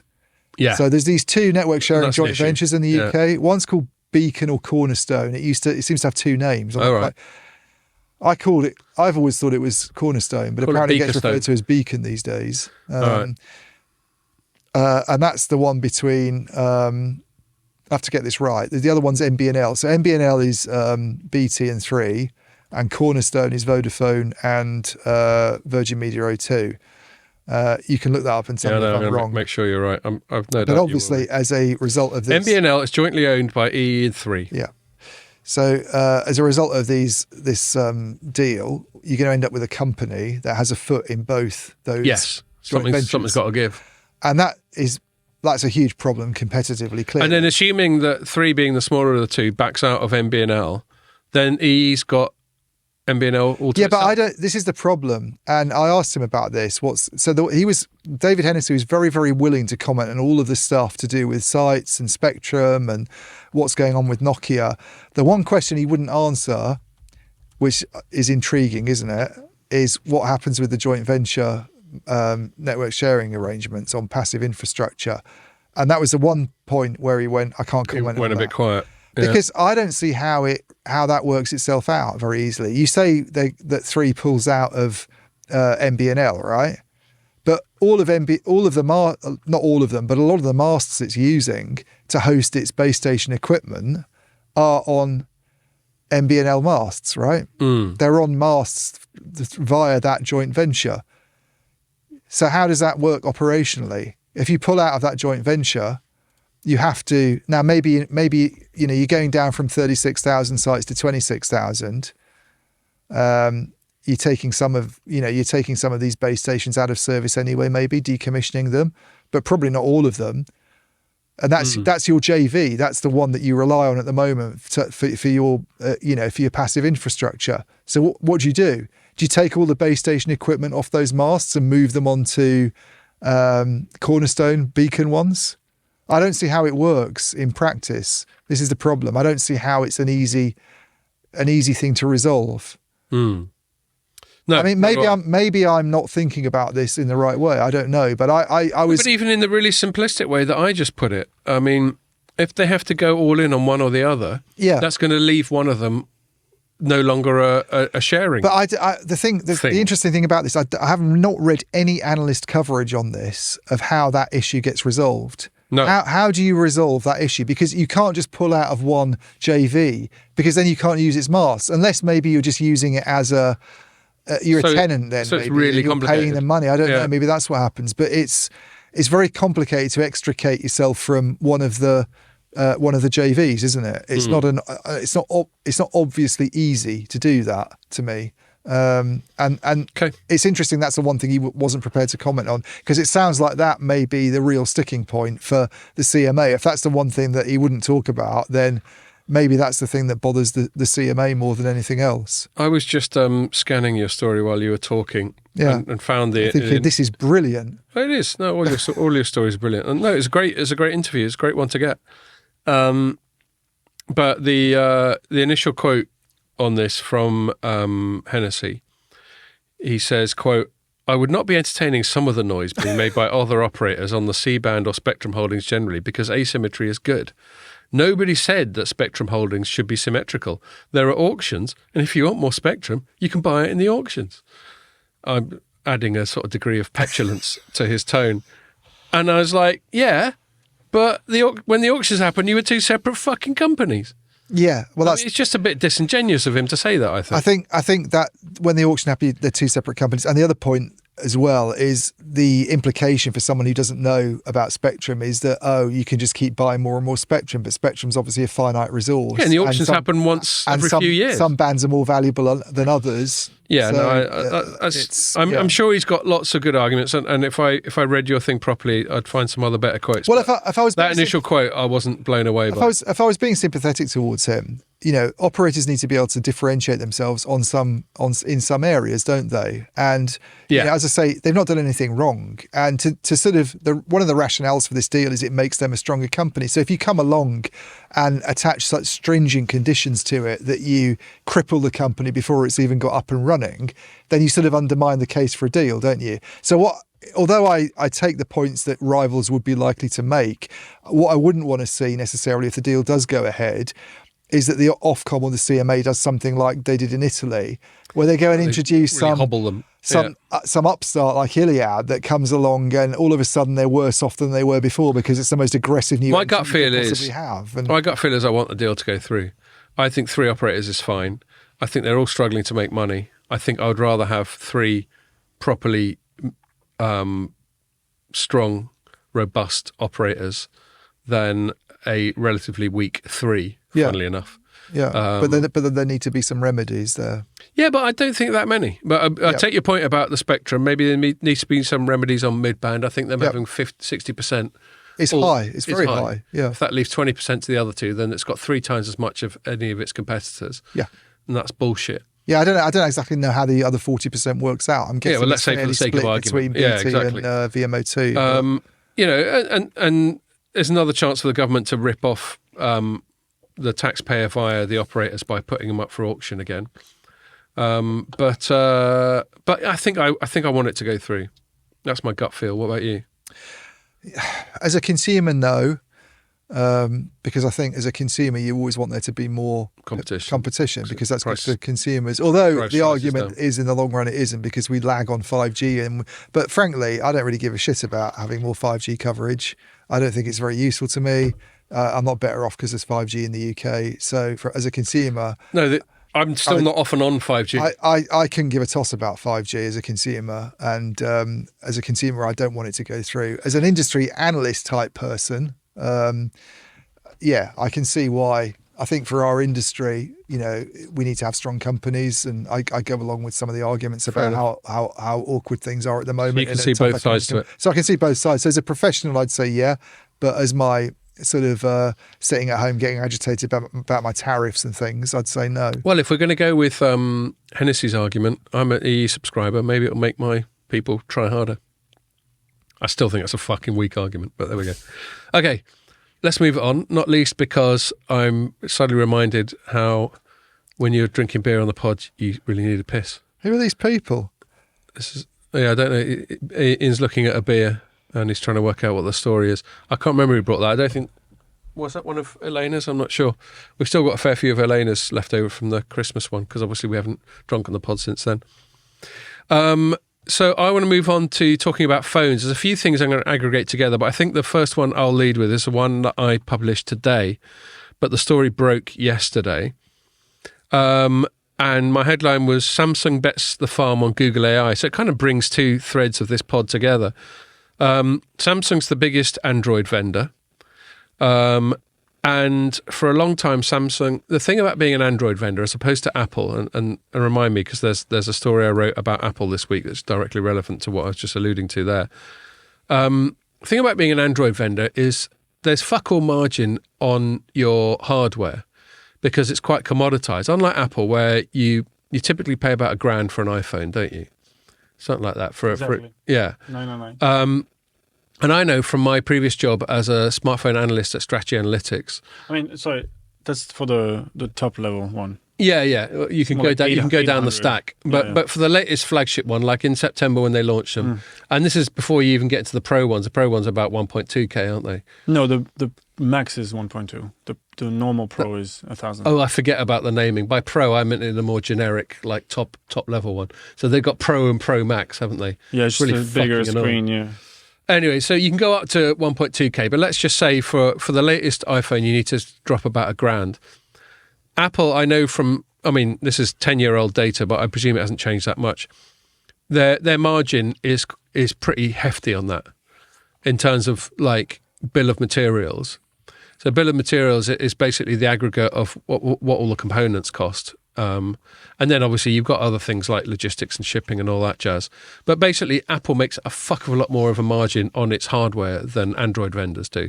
They probably make about 30% margin. Android vendors make single figure percentages.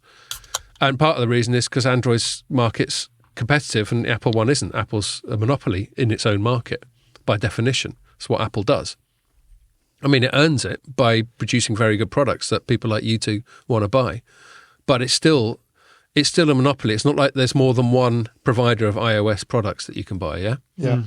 Whereas there's tons of Android, most of them Chinese, the exception being Samsung, which tends to be the leader. And the problem for Samsung, and for that matter, other Android vendors like Xiaomi, Oppo, Huawei, etc., is they don't make much margin on the hardware. And then there is decent margin to be made on the sort of software and services that you get from the captive market. So if you've got an Android phone, obviously you're going to buy stuff through the Play Store, which is owned by Google. You can use Google Maps, you can use Google Search, you can use Gmail, all these things. So it's actually Google that's primary. From every time you buy a Samsung Android phone, the primary beneficiary is Google, not Samsung. And that understandably pisses Samsung off. So they've tried for years to come up with their own proprietary software and services where they can own the customer relationship. What was it Bixby was called? Their Siri type of thing. Yeah, I mean, frankly, they weren't off to a good start with that name. No. It sounds like the name you give to a dog or something. Here, Bixby. Yeah, here, Bixby. Yeah. Like Toby, yeah. Yeah. I agree. I think it's a shit name. But anyway, it is what it is. And that was about 2017, but they've tried other things. They've tried other like location-based services and Samsung email servers probably and all sorts of anything. They've been throwing shit at the wall when it comes to digital services and none of them have paid off. And so the biggest significance of this, and this is why I went with the headline, Samsung bets the farm on Google AI, is they just launched their flagship brand is called the Galaxy S series, and we're on to S24 now. I'm old enough to remember the S1.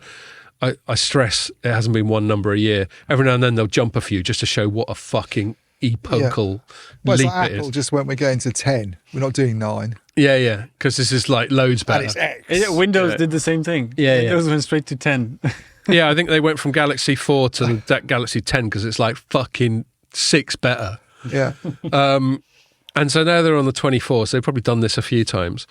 And by the sounds of it, and oh, by the way, I should give a little shout out. You know, we quite often mention Richard Windsor from Radio Free Mobile. Yes. I'm hoping we'll get him on the Mobile World Congress pod. Oh, very good. That's what I've been chatting to him about. Cool. Because he's going to Barcelona. Well, that's good. And he lives, he's a good analyst. he doesn't live, he lives in the Middle East. And so he's not often here. So I thought, fuck it, if we're both in Barcelona, let's try and do it then. Yeah, he's really good. Yeah, he is really good. And I looked at his coverage of this, and he was the one that flagged up the Bixby thing to me, credit where it's due. Yeah, and he basically went, look, this isn't very different from the S23. I've stopped thinking much about smartphone hardware, so I don't know. But he says not much different from the S23, apart from this big dose of Google generative AI. Yeah. And, you know, Well, I'll briefly touch on what that is. They've got a thing called Gemini Pro, which is their Gen AI, which is their sort of Chat GPT. Yeah. And then they've got another thing called Imagine 2 on Vertex AI. Vertex AI is used by Vodafone, by Imagine. the way. Ah, right. They have that in the mix still alongside OpenAI. So Okay. so this is one of the ways they'd probably say that they're not putting all their eggs in one basket, that There we go. they're using some Google stuff as well. So, Sorry, a bit of a tangent. yeah, they call it image generation capabilities, text-to-image technology. So Yeah, maybe yeah. you can just say, draw a picture of Ian in a slightly camp French jumper. And then, Exactly. and then it would come up with something Yeah. not a million miles away to what you look like right now. So they've got lots of cleverness, and actually there was one thing I even embedded a video for. There's a thing called don't go away. There we are. Circle to search. And so with Circle to search, what you do is you're looking on your smartphone screen, you see something, you put a circle around it, and then Google just tells you all about that thing you just put a circle around, which sounds really cool. And then you suddenly think, fucking hell, does it just know what I'm doing all the time? For you to be able to just put the circle around and immediately go, yeah, here's some links and here's some information, all that sort of thing. But it does seem quite a cool thing, and that's going to be very early on this S24. The only other thing that's going to get it that early is the Pixel ones. Right. But not even the Pixel I got. I got 7. It'll be the 8s that get it. But the point is, the USP, the differentiator for this latest Samsung thing is entirely delivered by Google. So when you consider the framing that I just said in introducing this, that Samsung's always been trying to differentiate itself through Bixby and this, that, and the other. This feels like Samsung's just gone, oh, fuck it. We're thrown in the towel. Yeah. We're going to be all in on Google, and that's fine. And there's all these quite sort of conciliatory quotes going, yes, we're really excited about this partnership. The usual corporate stuff that you get in press releases. Isn't Huawei trying to do something similar with Harmony? Like to sort of, is that a similar thing? No, that's a bigger departure. That's a bigger departure. Harmony is an Android fork. Right. So you've got Android, and Android is ostensibly open source. First time this came up was years ago. Acer used to try and do smartphones, and they tried an Android fork. And what Google does is they go, yeah, you're fine. You can use our Android, or you can do what you want. Another company that's done an Android fork is Amazon with its Fire devices. Right. And it's good, fine, do what you want. But if you don't do what we want, you don't get any Google special source. So you don't get the Play Store, you don't get Google Maps, you don't get Gmail, native Gmail, all that sort of thing. Yeah. So you can fork it and go your own way, but then you don't get all the other Google grooviness, which, as I was just saying, basically most of the added value on is from that. with my phone is provided by Google. So that's their way of maintaining its open source, but still basically going, I wouldn't try and get clever if I were. So that's what I'm trying to do with Harmony, but that's been forced on them because America put pressure on Google to cut off Huawei. And is there any sign of how that's... Because presumably this phone that people have been making a bit of a fuss about recently, the one that's got 7nm chips and everything, will be a Harmony OS-based device, which doesn't have any of that Google goodness. So long and short of it is with Huawei trying to produce Android devices and having to fork and come up with Harmony, they're a lot more viable in China than they are elsewhere. Which actually remind me, at least to my concluding paragraph of this story, where a lot of Google shit is banned by the CCP anyway, because it's just too fucking foreign for their liking. In case we think that all the xenophobia is coming from our direction, they got plenty as well. And so it's not like a Harmony device in China is necessarily that much worse than a Xiaomi full fat Android device, because it's still not the same as a Xiaomi Android device we buy in the UK. Yeah, that's my understanding. Right. Okay. And I made that point actually because so the long and short of it is, and the other thing that's worth quickly flagging up is these latest Samsung devices are also going to have the dog's bollocks Qualcomm Snapdragon chip, which is called the what's it called? Snapdragon 8 the dog's Generation bollocks 3. 810. They should just call it the dog's bollocks. I tell you, that would go so well as a brand. I wonder if anyone's got the patent, As opposed to the dog's copyright breakfast. on dog's bollocks. Do you know, I think the etymology of it is like, why we call it that? They go, people think they must be good because dogs pay so much attention to them. They spend half their time licking them. Dogs' bollocks must be good. Snapdragon 8 Gen 3 SoCs, and they've got lots of AI silicon in them. I think it's because they can. Right. Yeah. No, but I was just wondering why in British vernacular we say if something's a dog's bollocks, it's good. Yeah. I think that's where it comes from. Yes. But yes, they can. The dog's approach to their bollocks. No, that was the joke. Is why do dogs lick their bollocks? Because they can.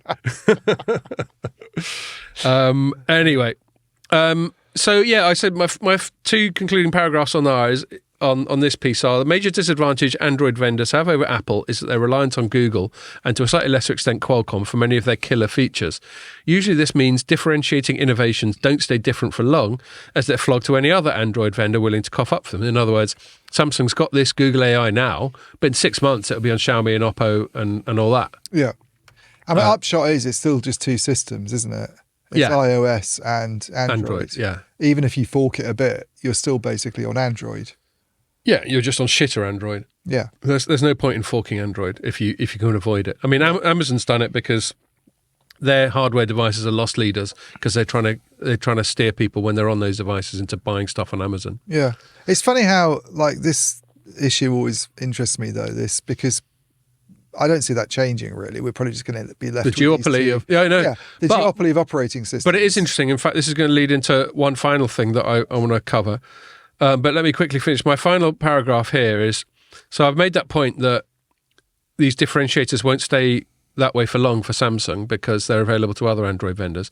But then I conclude by saying, however, thanks to China and America's paranoia and resulting protectionism, there's a good chance the likes of Xiaomi and Oppo will struggle to compete over AI features. In other words, will America allow them to get access to this Google goodness that Samsung's got? Because we like Samsung because it's Korean and they're nice, but we don't like Xiaomi and Oppo because they're Chinese and they're not nice in a geopolitical way. Yeah. So they might end up in the same situation as Huawei, you're saying, and having to do a kind of... Well, certainly when it comes to access to all this Google goodness that Samsung's just led with. Yeah. And so I conclude and say perhaps that's what finally pushed Samsung to give up its futile quest to reinvent the Android wheel. Yeah. Maybe it thinks this is as good a time as any to go all in on Android because all their competitors, nearly all the other major Android vendors are all Chinese. There's Samsung and then there's a shitload of Chinese vendors. And maybe they're all restricted. So maybe it will keep this as a differentiator for longer. I mean, the smartphone market share tables at the moment, it's quite interesting. Have you ever gone onto Facebook and seen those things they do of like the world's best tennis players over the years, and it fast forwards from the 80s through till sort of 2022, and you see how the rankings have changed. So you've got and it goes up and down, and it goes up and down and changes. Someone did one of those on the smartphone market, or just rather the phone market, not smartphones, just mobile phones, which is effectively smartphones. And for years and years and years, the number one company is obviously Nokia, with Ericsson they're sort of 2 or 3. And then Samsung comes along, and then it changes quite quickly to being like Samsung. That would have been around about the Android time. Yeah. And nowadays it seems to be the case that it's Apple, Samsung is the big two, obviously, and they're just a bunch of Chinese vendors. Yeah, exactly. And so that leads me to the other story of mine that I wrote at the start of the week that I wanted to flag up. The headline was, for the first time, in fact, there's 2 Apple things, and then I'll call it a day there. For the first time, Apple sold the most phones for a full year. So typically, in terms of the annual cycle, Apple's nearly always the number one vendor in Q4 because it announces its new iPhones in September. So for the whole of Q4, the iPhones are new. Pierre goes out and People buys like a million of Pierre them. are fucking elbowing grannies aside to get to the shops and buy a new one. To buy what? A new iPhone. We're just pretending that you're more of a fanatic than By the way, if you do go maybe 3 years. if you do go to Battersea Power Station, where I met 3CTO, they've got a very good Apple store there, you can go there and it's not as busy. I as haven't the been ones- in an Apple store in go like in there and 5 fumble years. yourself. Well, I'm surprised to hear that. Why? Why would I From need a to go man like inside? you. I just order them. Oh, it's not the same though, is Basically, it? You know, our you go whole try them narrative out. about him being an Apple fanatic isn't true. No. So perhaps we should stop pursuing it. And he's sitting there going, what's your fucking problem? I mean, I have an iPhone, a Mac, and Apple TV. That's what I have. All right. Well, that's something, isn't it? So normally they're nearly always number one in Q4, but over the course of the full year, it's normally Samsung. Yeah. because Samsung isn't so geared towards one quarter. Partly because Samsung's got about 1 million different devices, whereas Apple used to Fridges. only have one. No, I mean, even in phones, they got the S series and the A series, and they go all the way down the stack. You can probably get a brand new Samsung phone for about £100.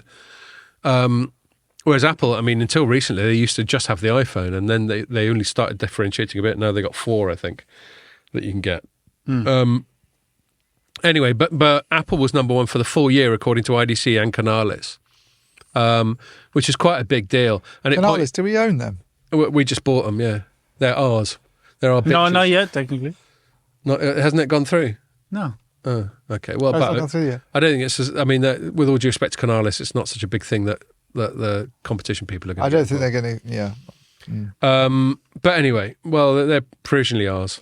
Do they care? At one point, are they going to come along and go, inform me, Will you you own a stop lot of buying analyst shit? companies. Yeah. Yeah. Well, I mean, I suppose if they bought Gartner or IDC They or might. something like that. I mean, Yeah. Canalys is probably still only about 100 headcount type of setup. But is consolidation in the analyst community something that competition authorities Yes, worry indeed. about anyway? I would have thought so. If the biggest ones, and let's assume Omni is one of the biggest. I don't know if they are. Typically, historically, I would have thought Gartner and IDC were the biggest. Yeah. So if they tried to come Yeah, together. if Gartner and IDC merged, people might look into it. I would have thought market share of anything Yeah. would be worthy of a butcher's. So, but actually talking about analyst firms, there's Apple being the number 1 overall by volume, which is remarkable when you consider how much more expensive Apple is Yeah. than typically. I mean, I know the flagship Samsung is about $1,000 as well. Flagship? Flagship Samsung, It's the flagship Samsung. fucking beer. But Samsung goes all the way down to like £200, which Apple doesn't. Yeah. So given that they're by average selling price by far the most expensive, for them to also be the most popular by volume is incredible. By the way, how did your Pixel phones go down at Christmas? Very well. Yeah, very well. I mean, there was a little That was bit. a very generous present, I have to say. Yeah, well, it's kind of from my dad. That's good. But yeah, I mean, Izzy's was 2 years It's a old. surprise for her, but not for your Yeah. not for your son. But it's funny. I mean, they were really chuffed, but such is they go, oh, thanks, Dad. But then they're straight away, you know what it's like when you give Christmas presents to kids, obviously my kids are a little bit older, but they're grateful, but then they're so entranced by the present itself that you only get a very brief period of like, oh, you're the best dad ever, Yeah. before they're just obsessing about the product. And that's kind of what happened. But at least they don't go, oh, But I tell you what I did. I got really daddish about it. I did 2 things. I bought them all cases, yeah. and I bought screen protectors. And before I let them touch them, I just sat down at the dining room table and it's really fiddly putting on Yeah, my it's fucking how you do that. screen protectors. And I just did it for all of them. Yeah.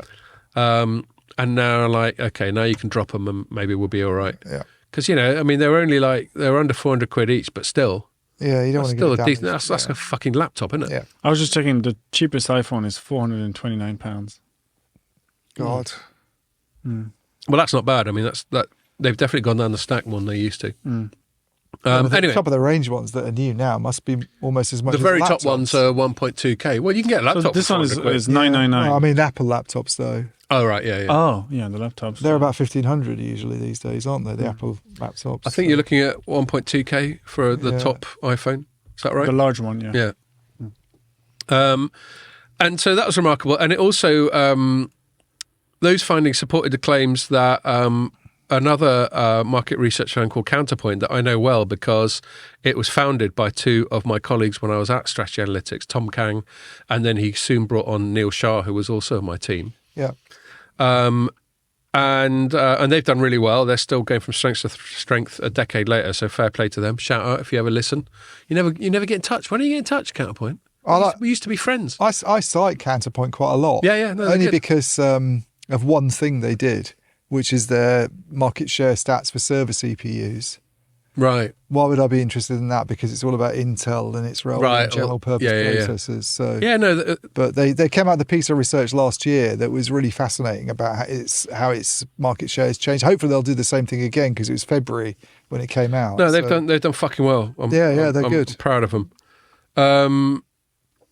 Yeah, they pointed out a thing. This was something that was written start of the year while I was still on holiday by Nick Wood on January the 3rd, when people were still When you were having your massive vacation. people were still picking bits of Christmas pudding out of their teeth.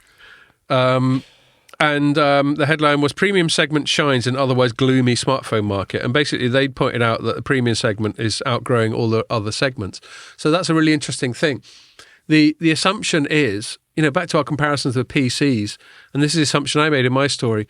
Why is premium outgrowing the rest when you consider a lot of the world is still quite skint? Yeah. I think there's two answers. One, Pierre was saying when he was defending himself from accusations of being an Apple fanatic that he only refreshes like once every 3 years. I think he's increasingly more typical. So the refresh cycle used to be considered, when I was an analyst, it was about 18 months. Latterly, it's been like 2 years, and that's typical for me. But it's not uncommon for people to wait 3 or 4 years. And so you will spend My previous laptop has stayed 8 years with it.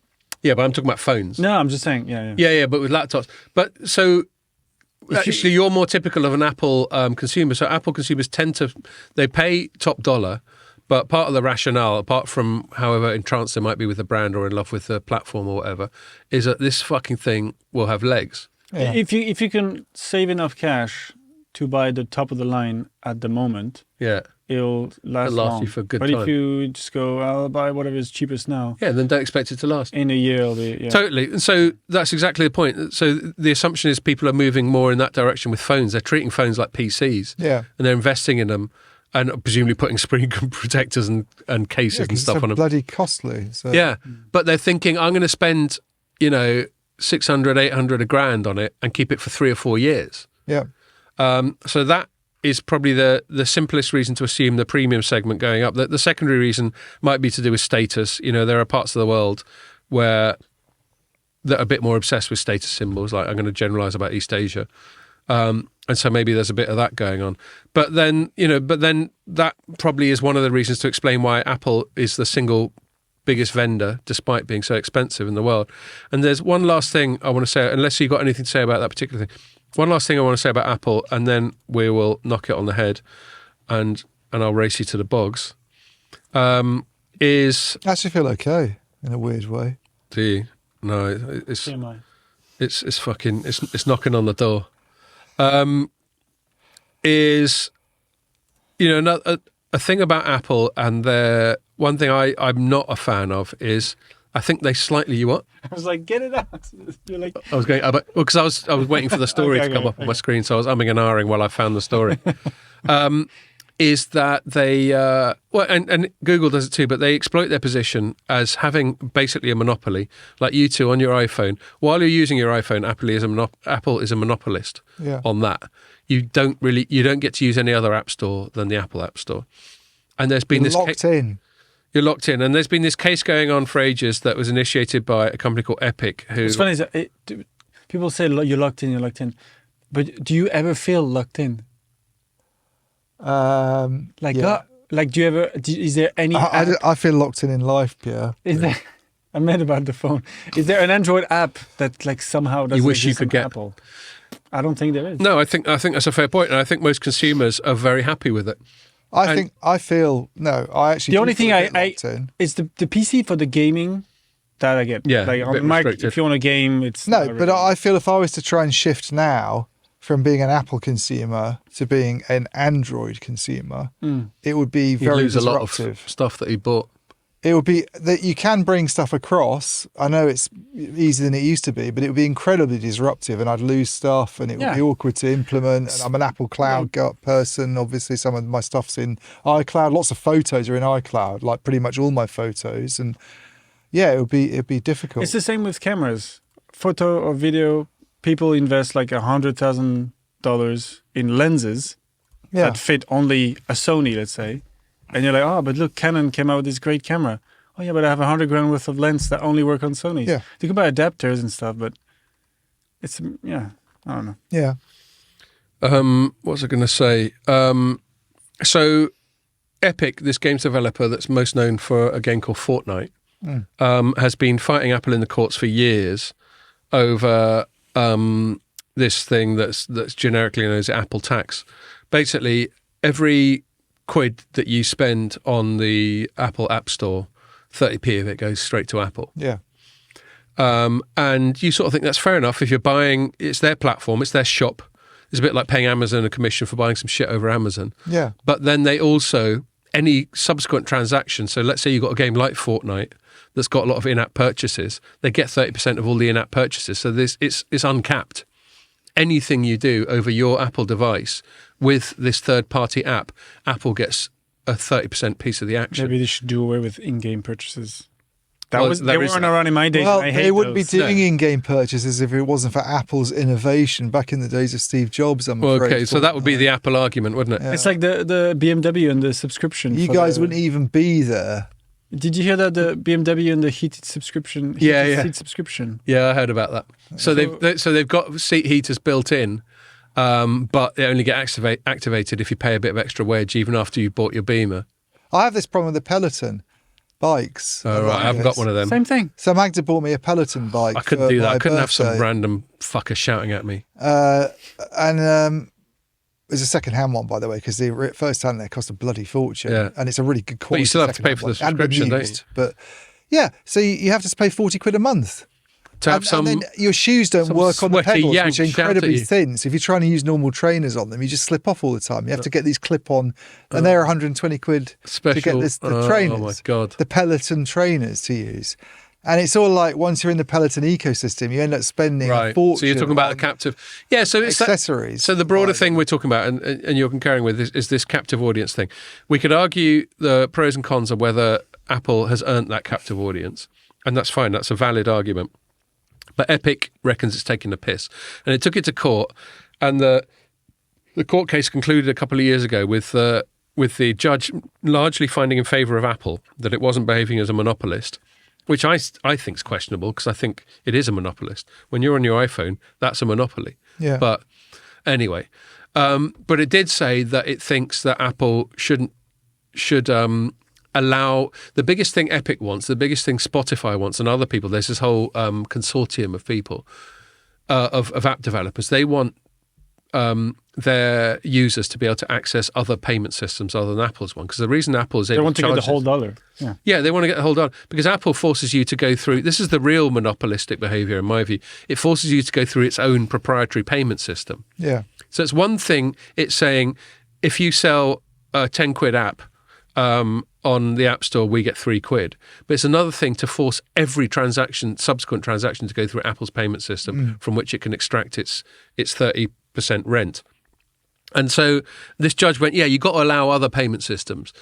And then Apple appealed and blah, blah, blah. And 2 years later, it ran out of appeals. It went to the Supreme Court, and Supreme Court went, oh, just fuck off. We got goddamn Donald Trump to deal with. We don't need your bullshit.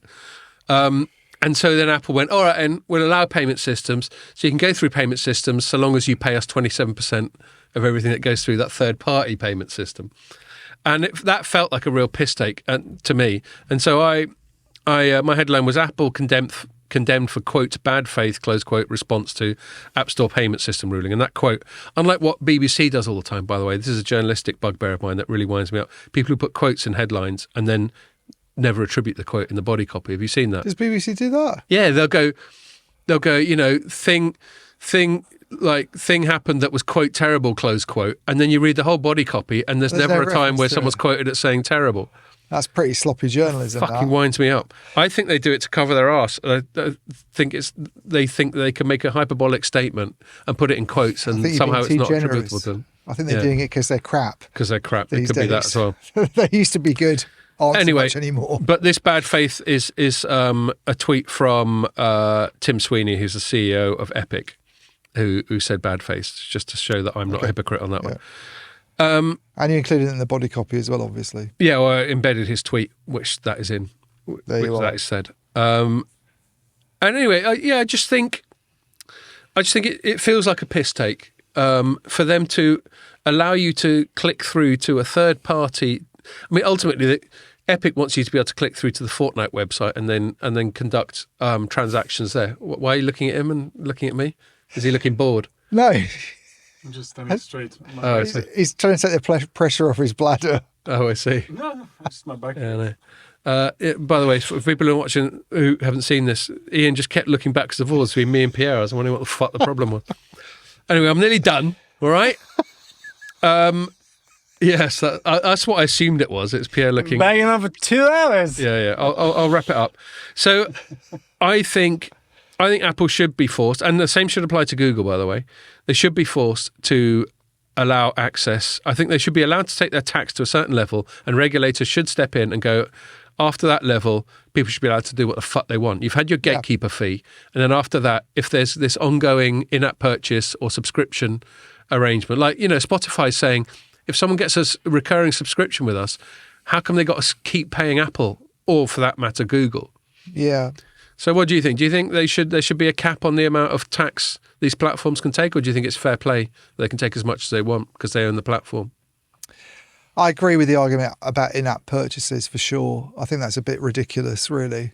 I think stuff that's sold on the App Store itself, they wouldn't be there if it wasn't for Apple in the first place. So I think that's fair enough if you're selling it over their marketplace. And other people can try and come along and develop another marketplace in competition to that. And therefore, I think at that level, it's a different conversation, really. It's about how easy it is to set up a marketplace there. Yeah. But in-app purchases, to me, I think they don't really have a very strong case for it, actually. And I think just to sign off, in terms of, I don't know about monopoly law. I'm not a lawyer. But I think they have a de facto monopoly. I think Apple does when you're using an iPhone, and Google does when you're using an Android phone. They have a de facto monopoly, and they should be treated as monopolists. So I disagree with that ruling. And even if you don't think of them as monopolists because you view it as an overall market, they're still a duopoly. Yeah, totally. Anyway, so you have to be concerned about competition anyway. And do you want to know the weird thing is? They both charge exactly the same commission as each other. Yeah. This is the problem with duopolies. Yeah, it's like that 13.9%, 3.9% plus inflation malarkey with going the operators in the UK. Telcos and stuff, exactly. which apparently the Ofcom's clamping down on now. Right. All of a sudden. Well, certainly I know the mainstream press is going quite big on. Well, they're moving to like flat rate type. We'll show you what the price is and do it this way. But interestingly, inflation's gone like that, so they can arguably it suits them to just sort of say, "Here's what." Yeah. Okay, we better knock it on the head, or Pierre will start looking at his watch. Invisible watch. Yes, exactly. Cool. All right. I mean, I'll let our audience be the judge of whether by this stage I'm now slurring and making less sense than I did at this stage last week. I don't think I go too far off the deep end, do I? Or we. But talking about we, I will knock it on the head there. And say thank you for listening. We will have a guest next week, Charlie Ashton. So we look forward to that. And we'll try not to talk too much about cricket. So thanks a lot for listening, and make sure you join us for that one.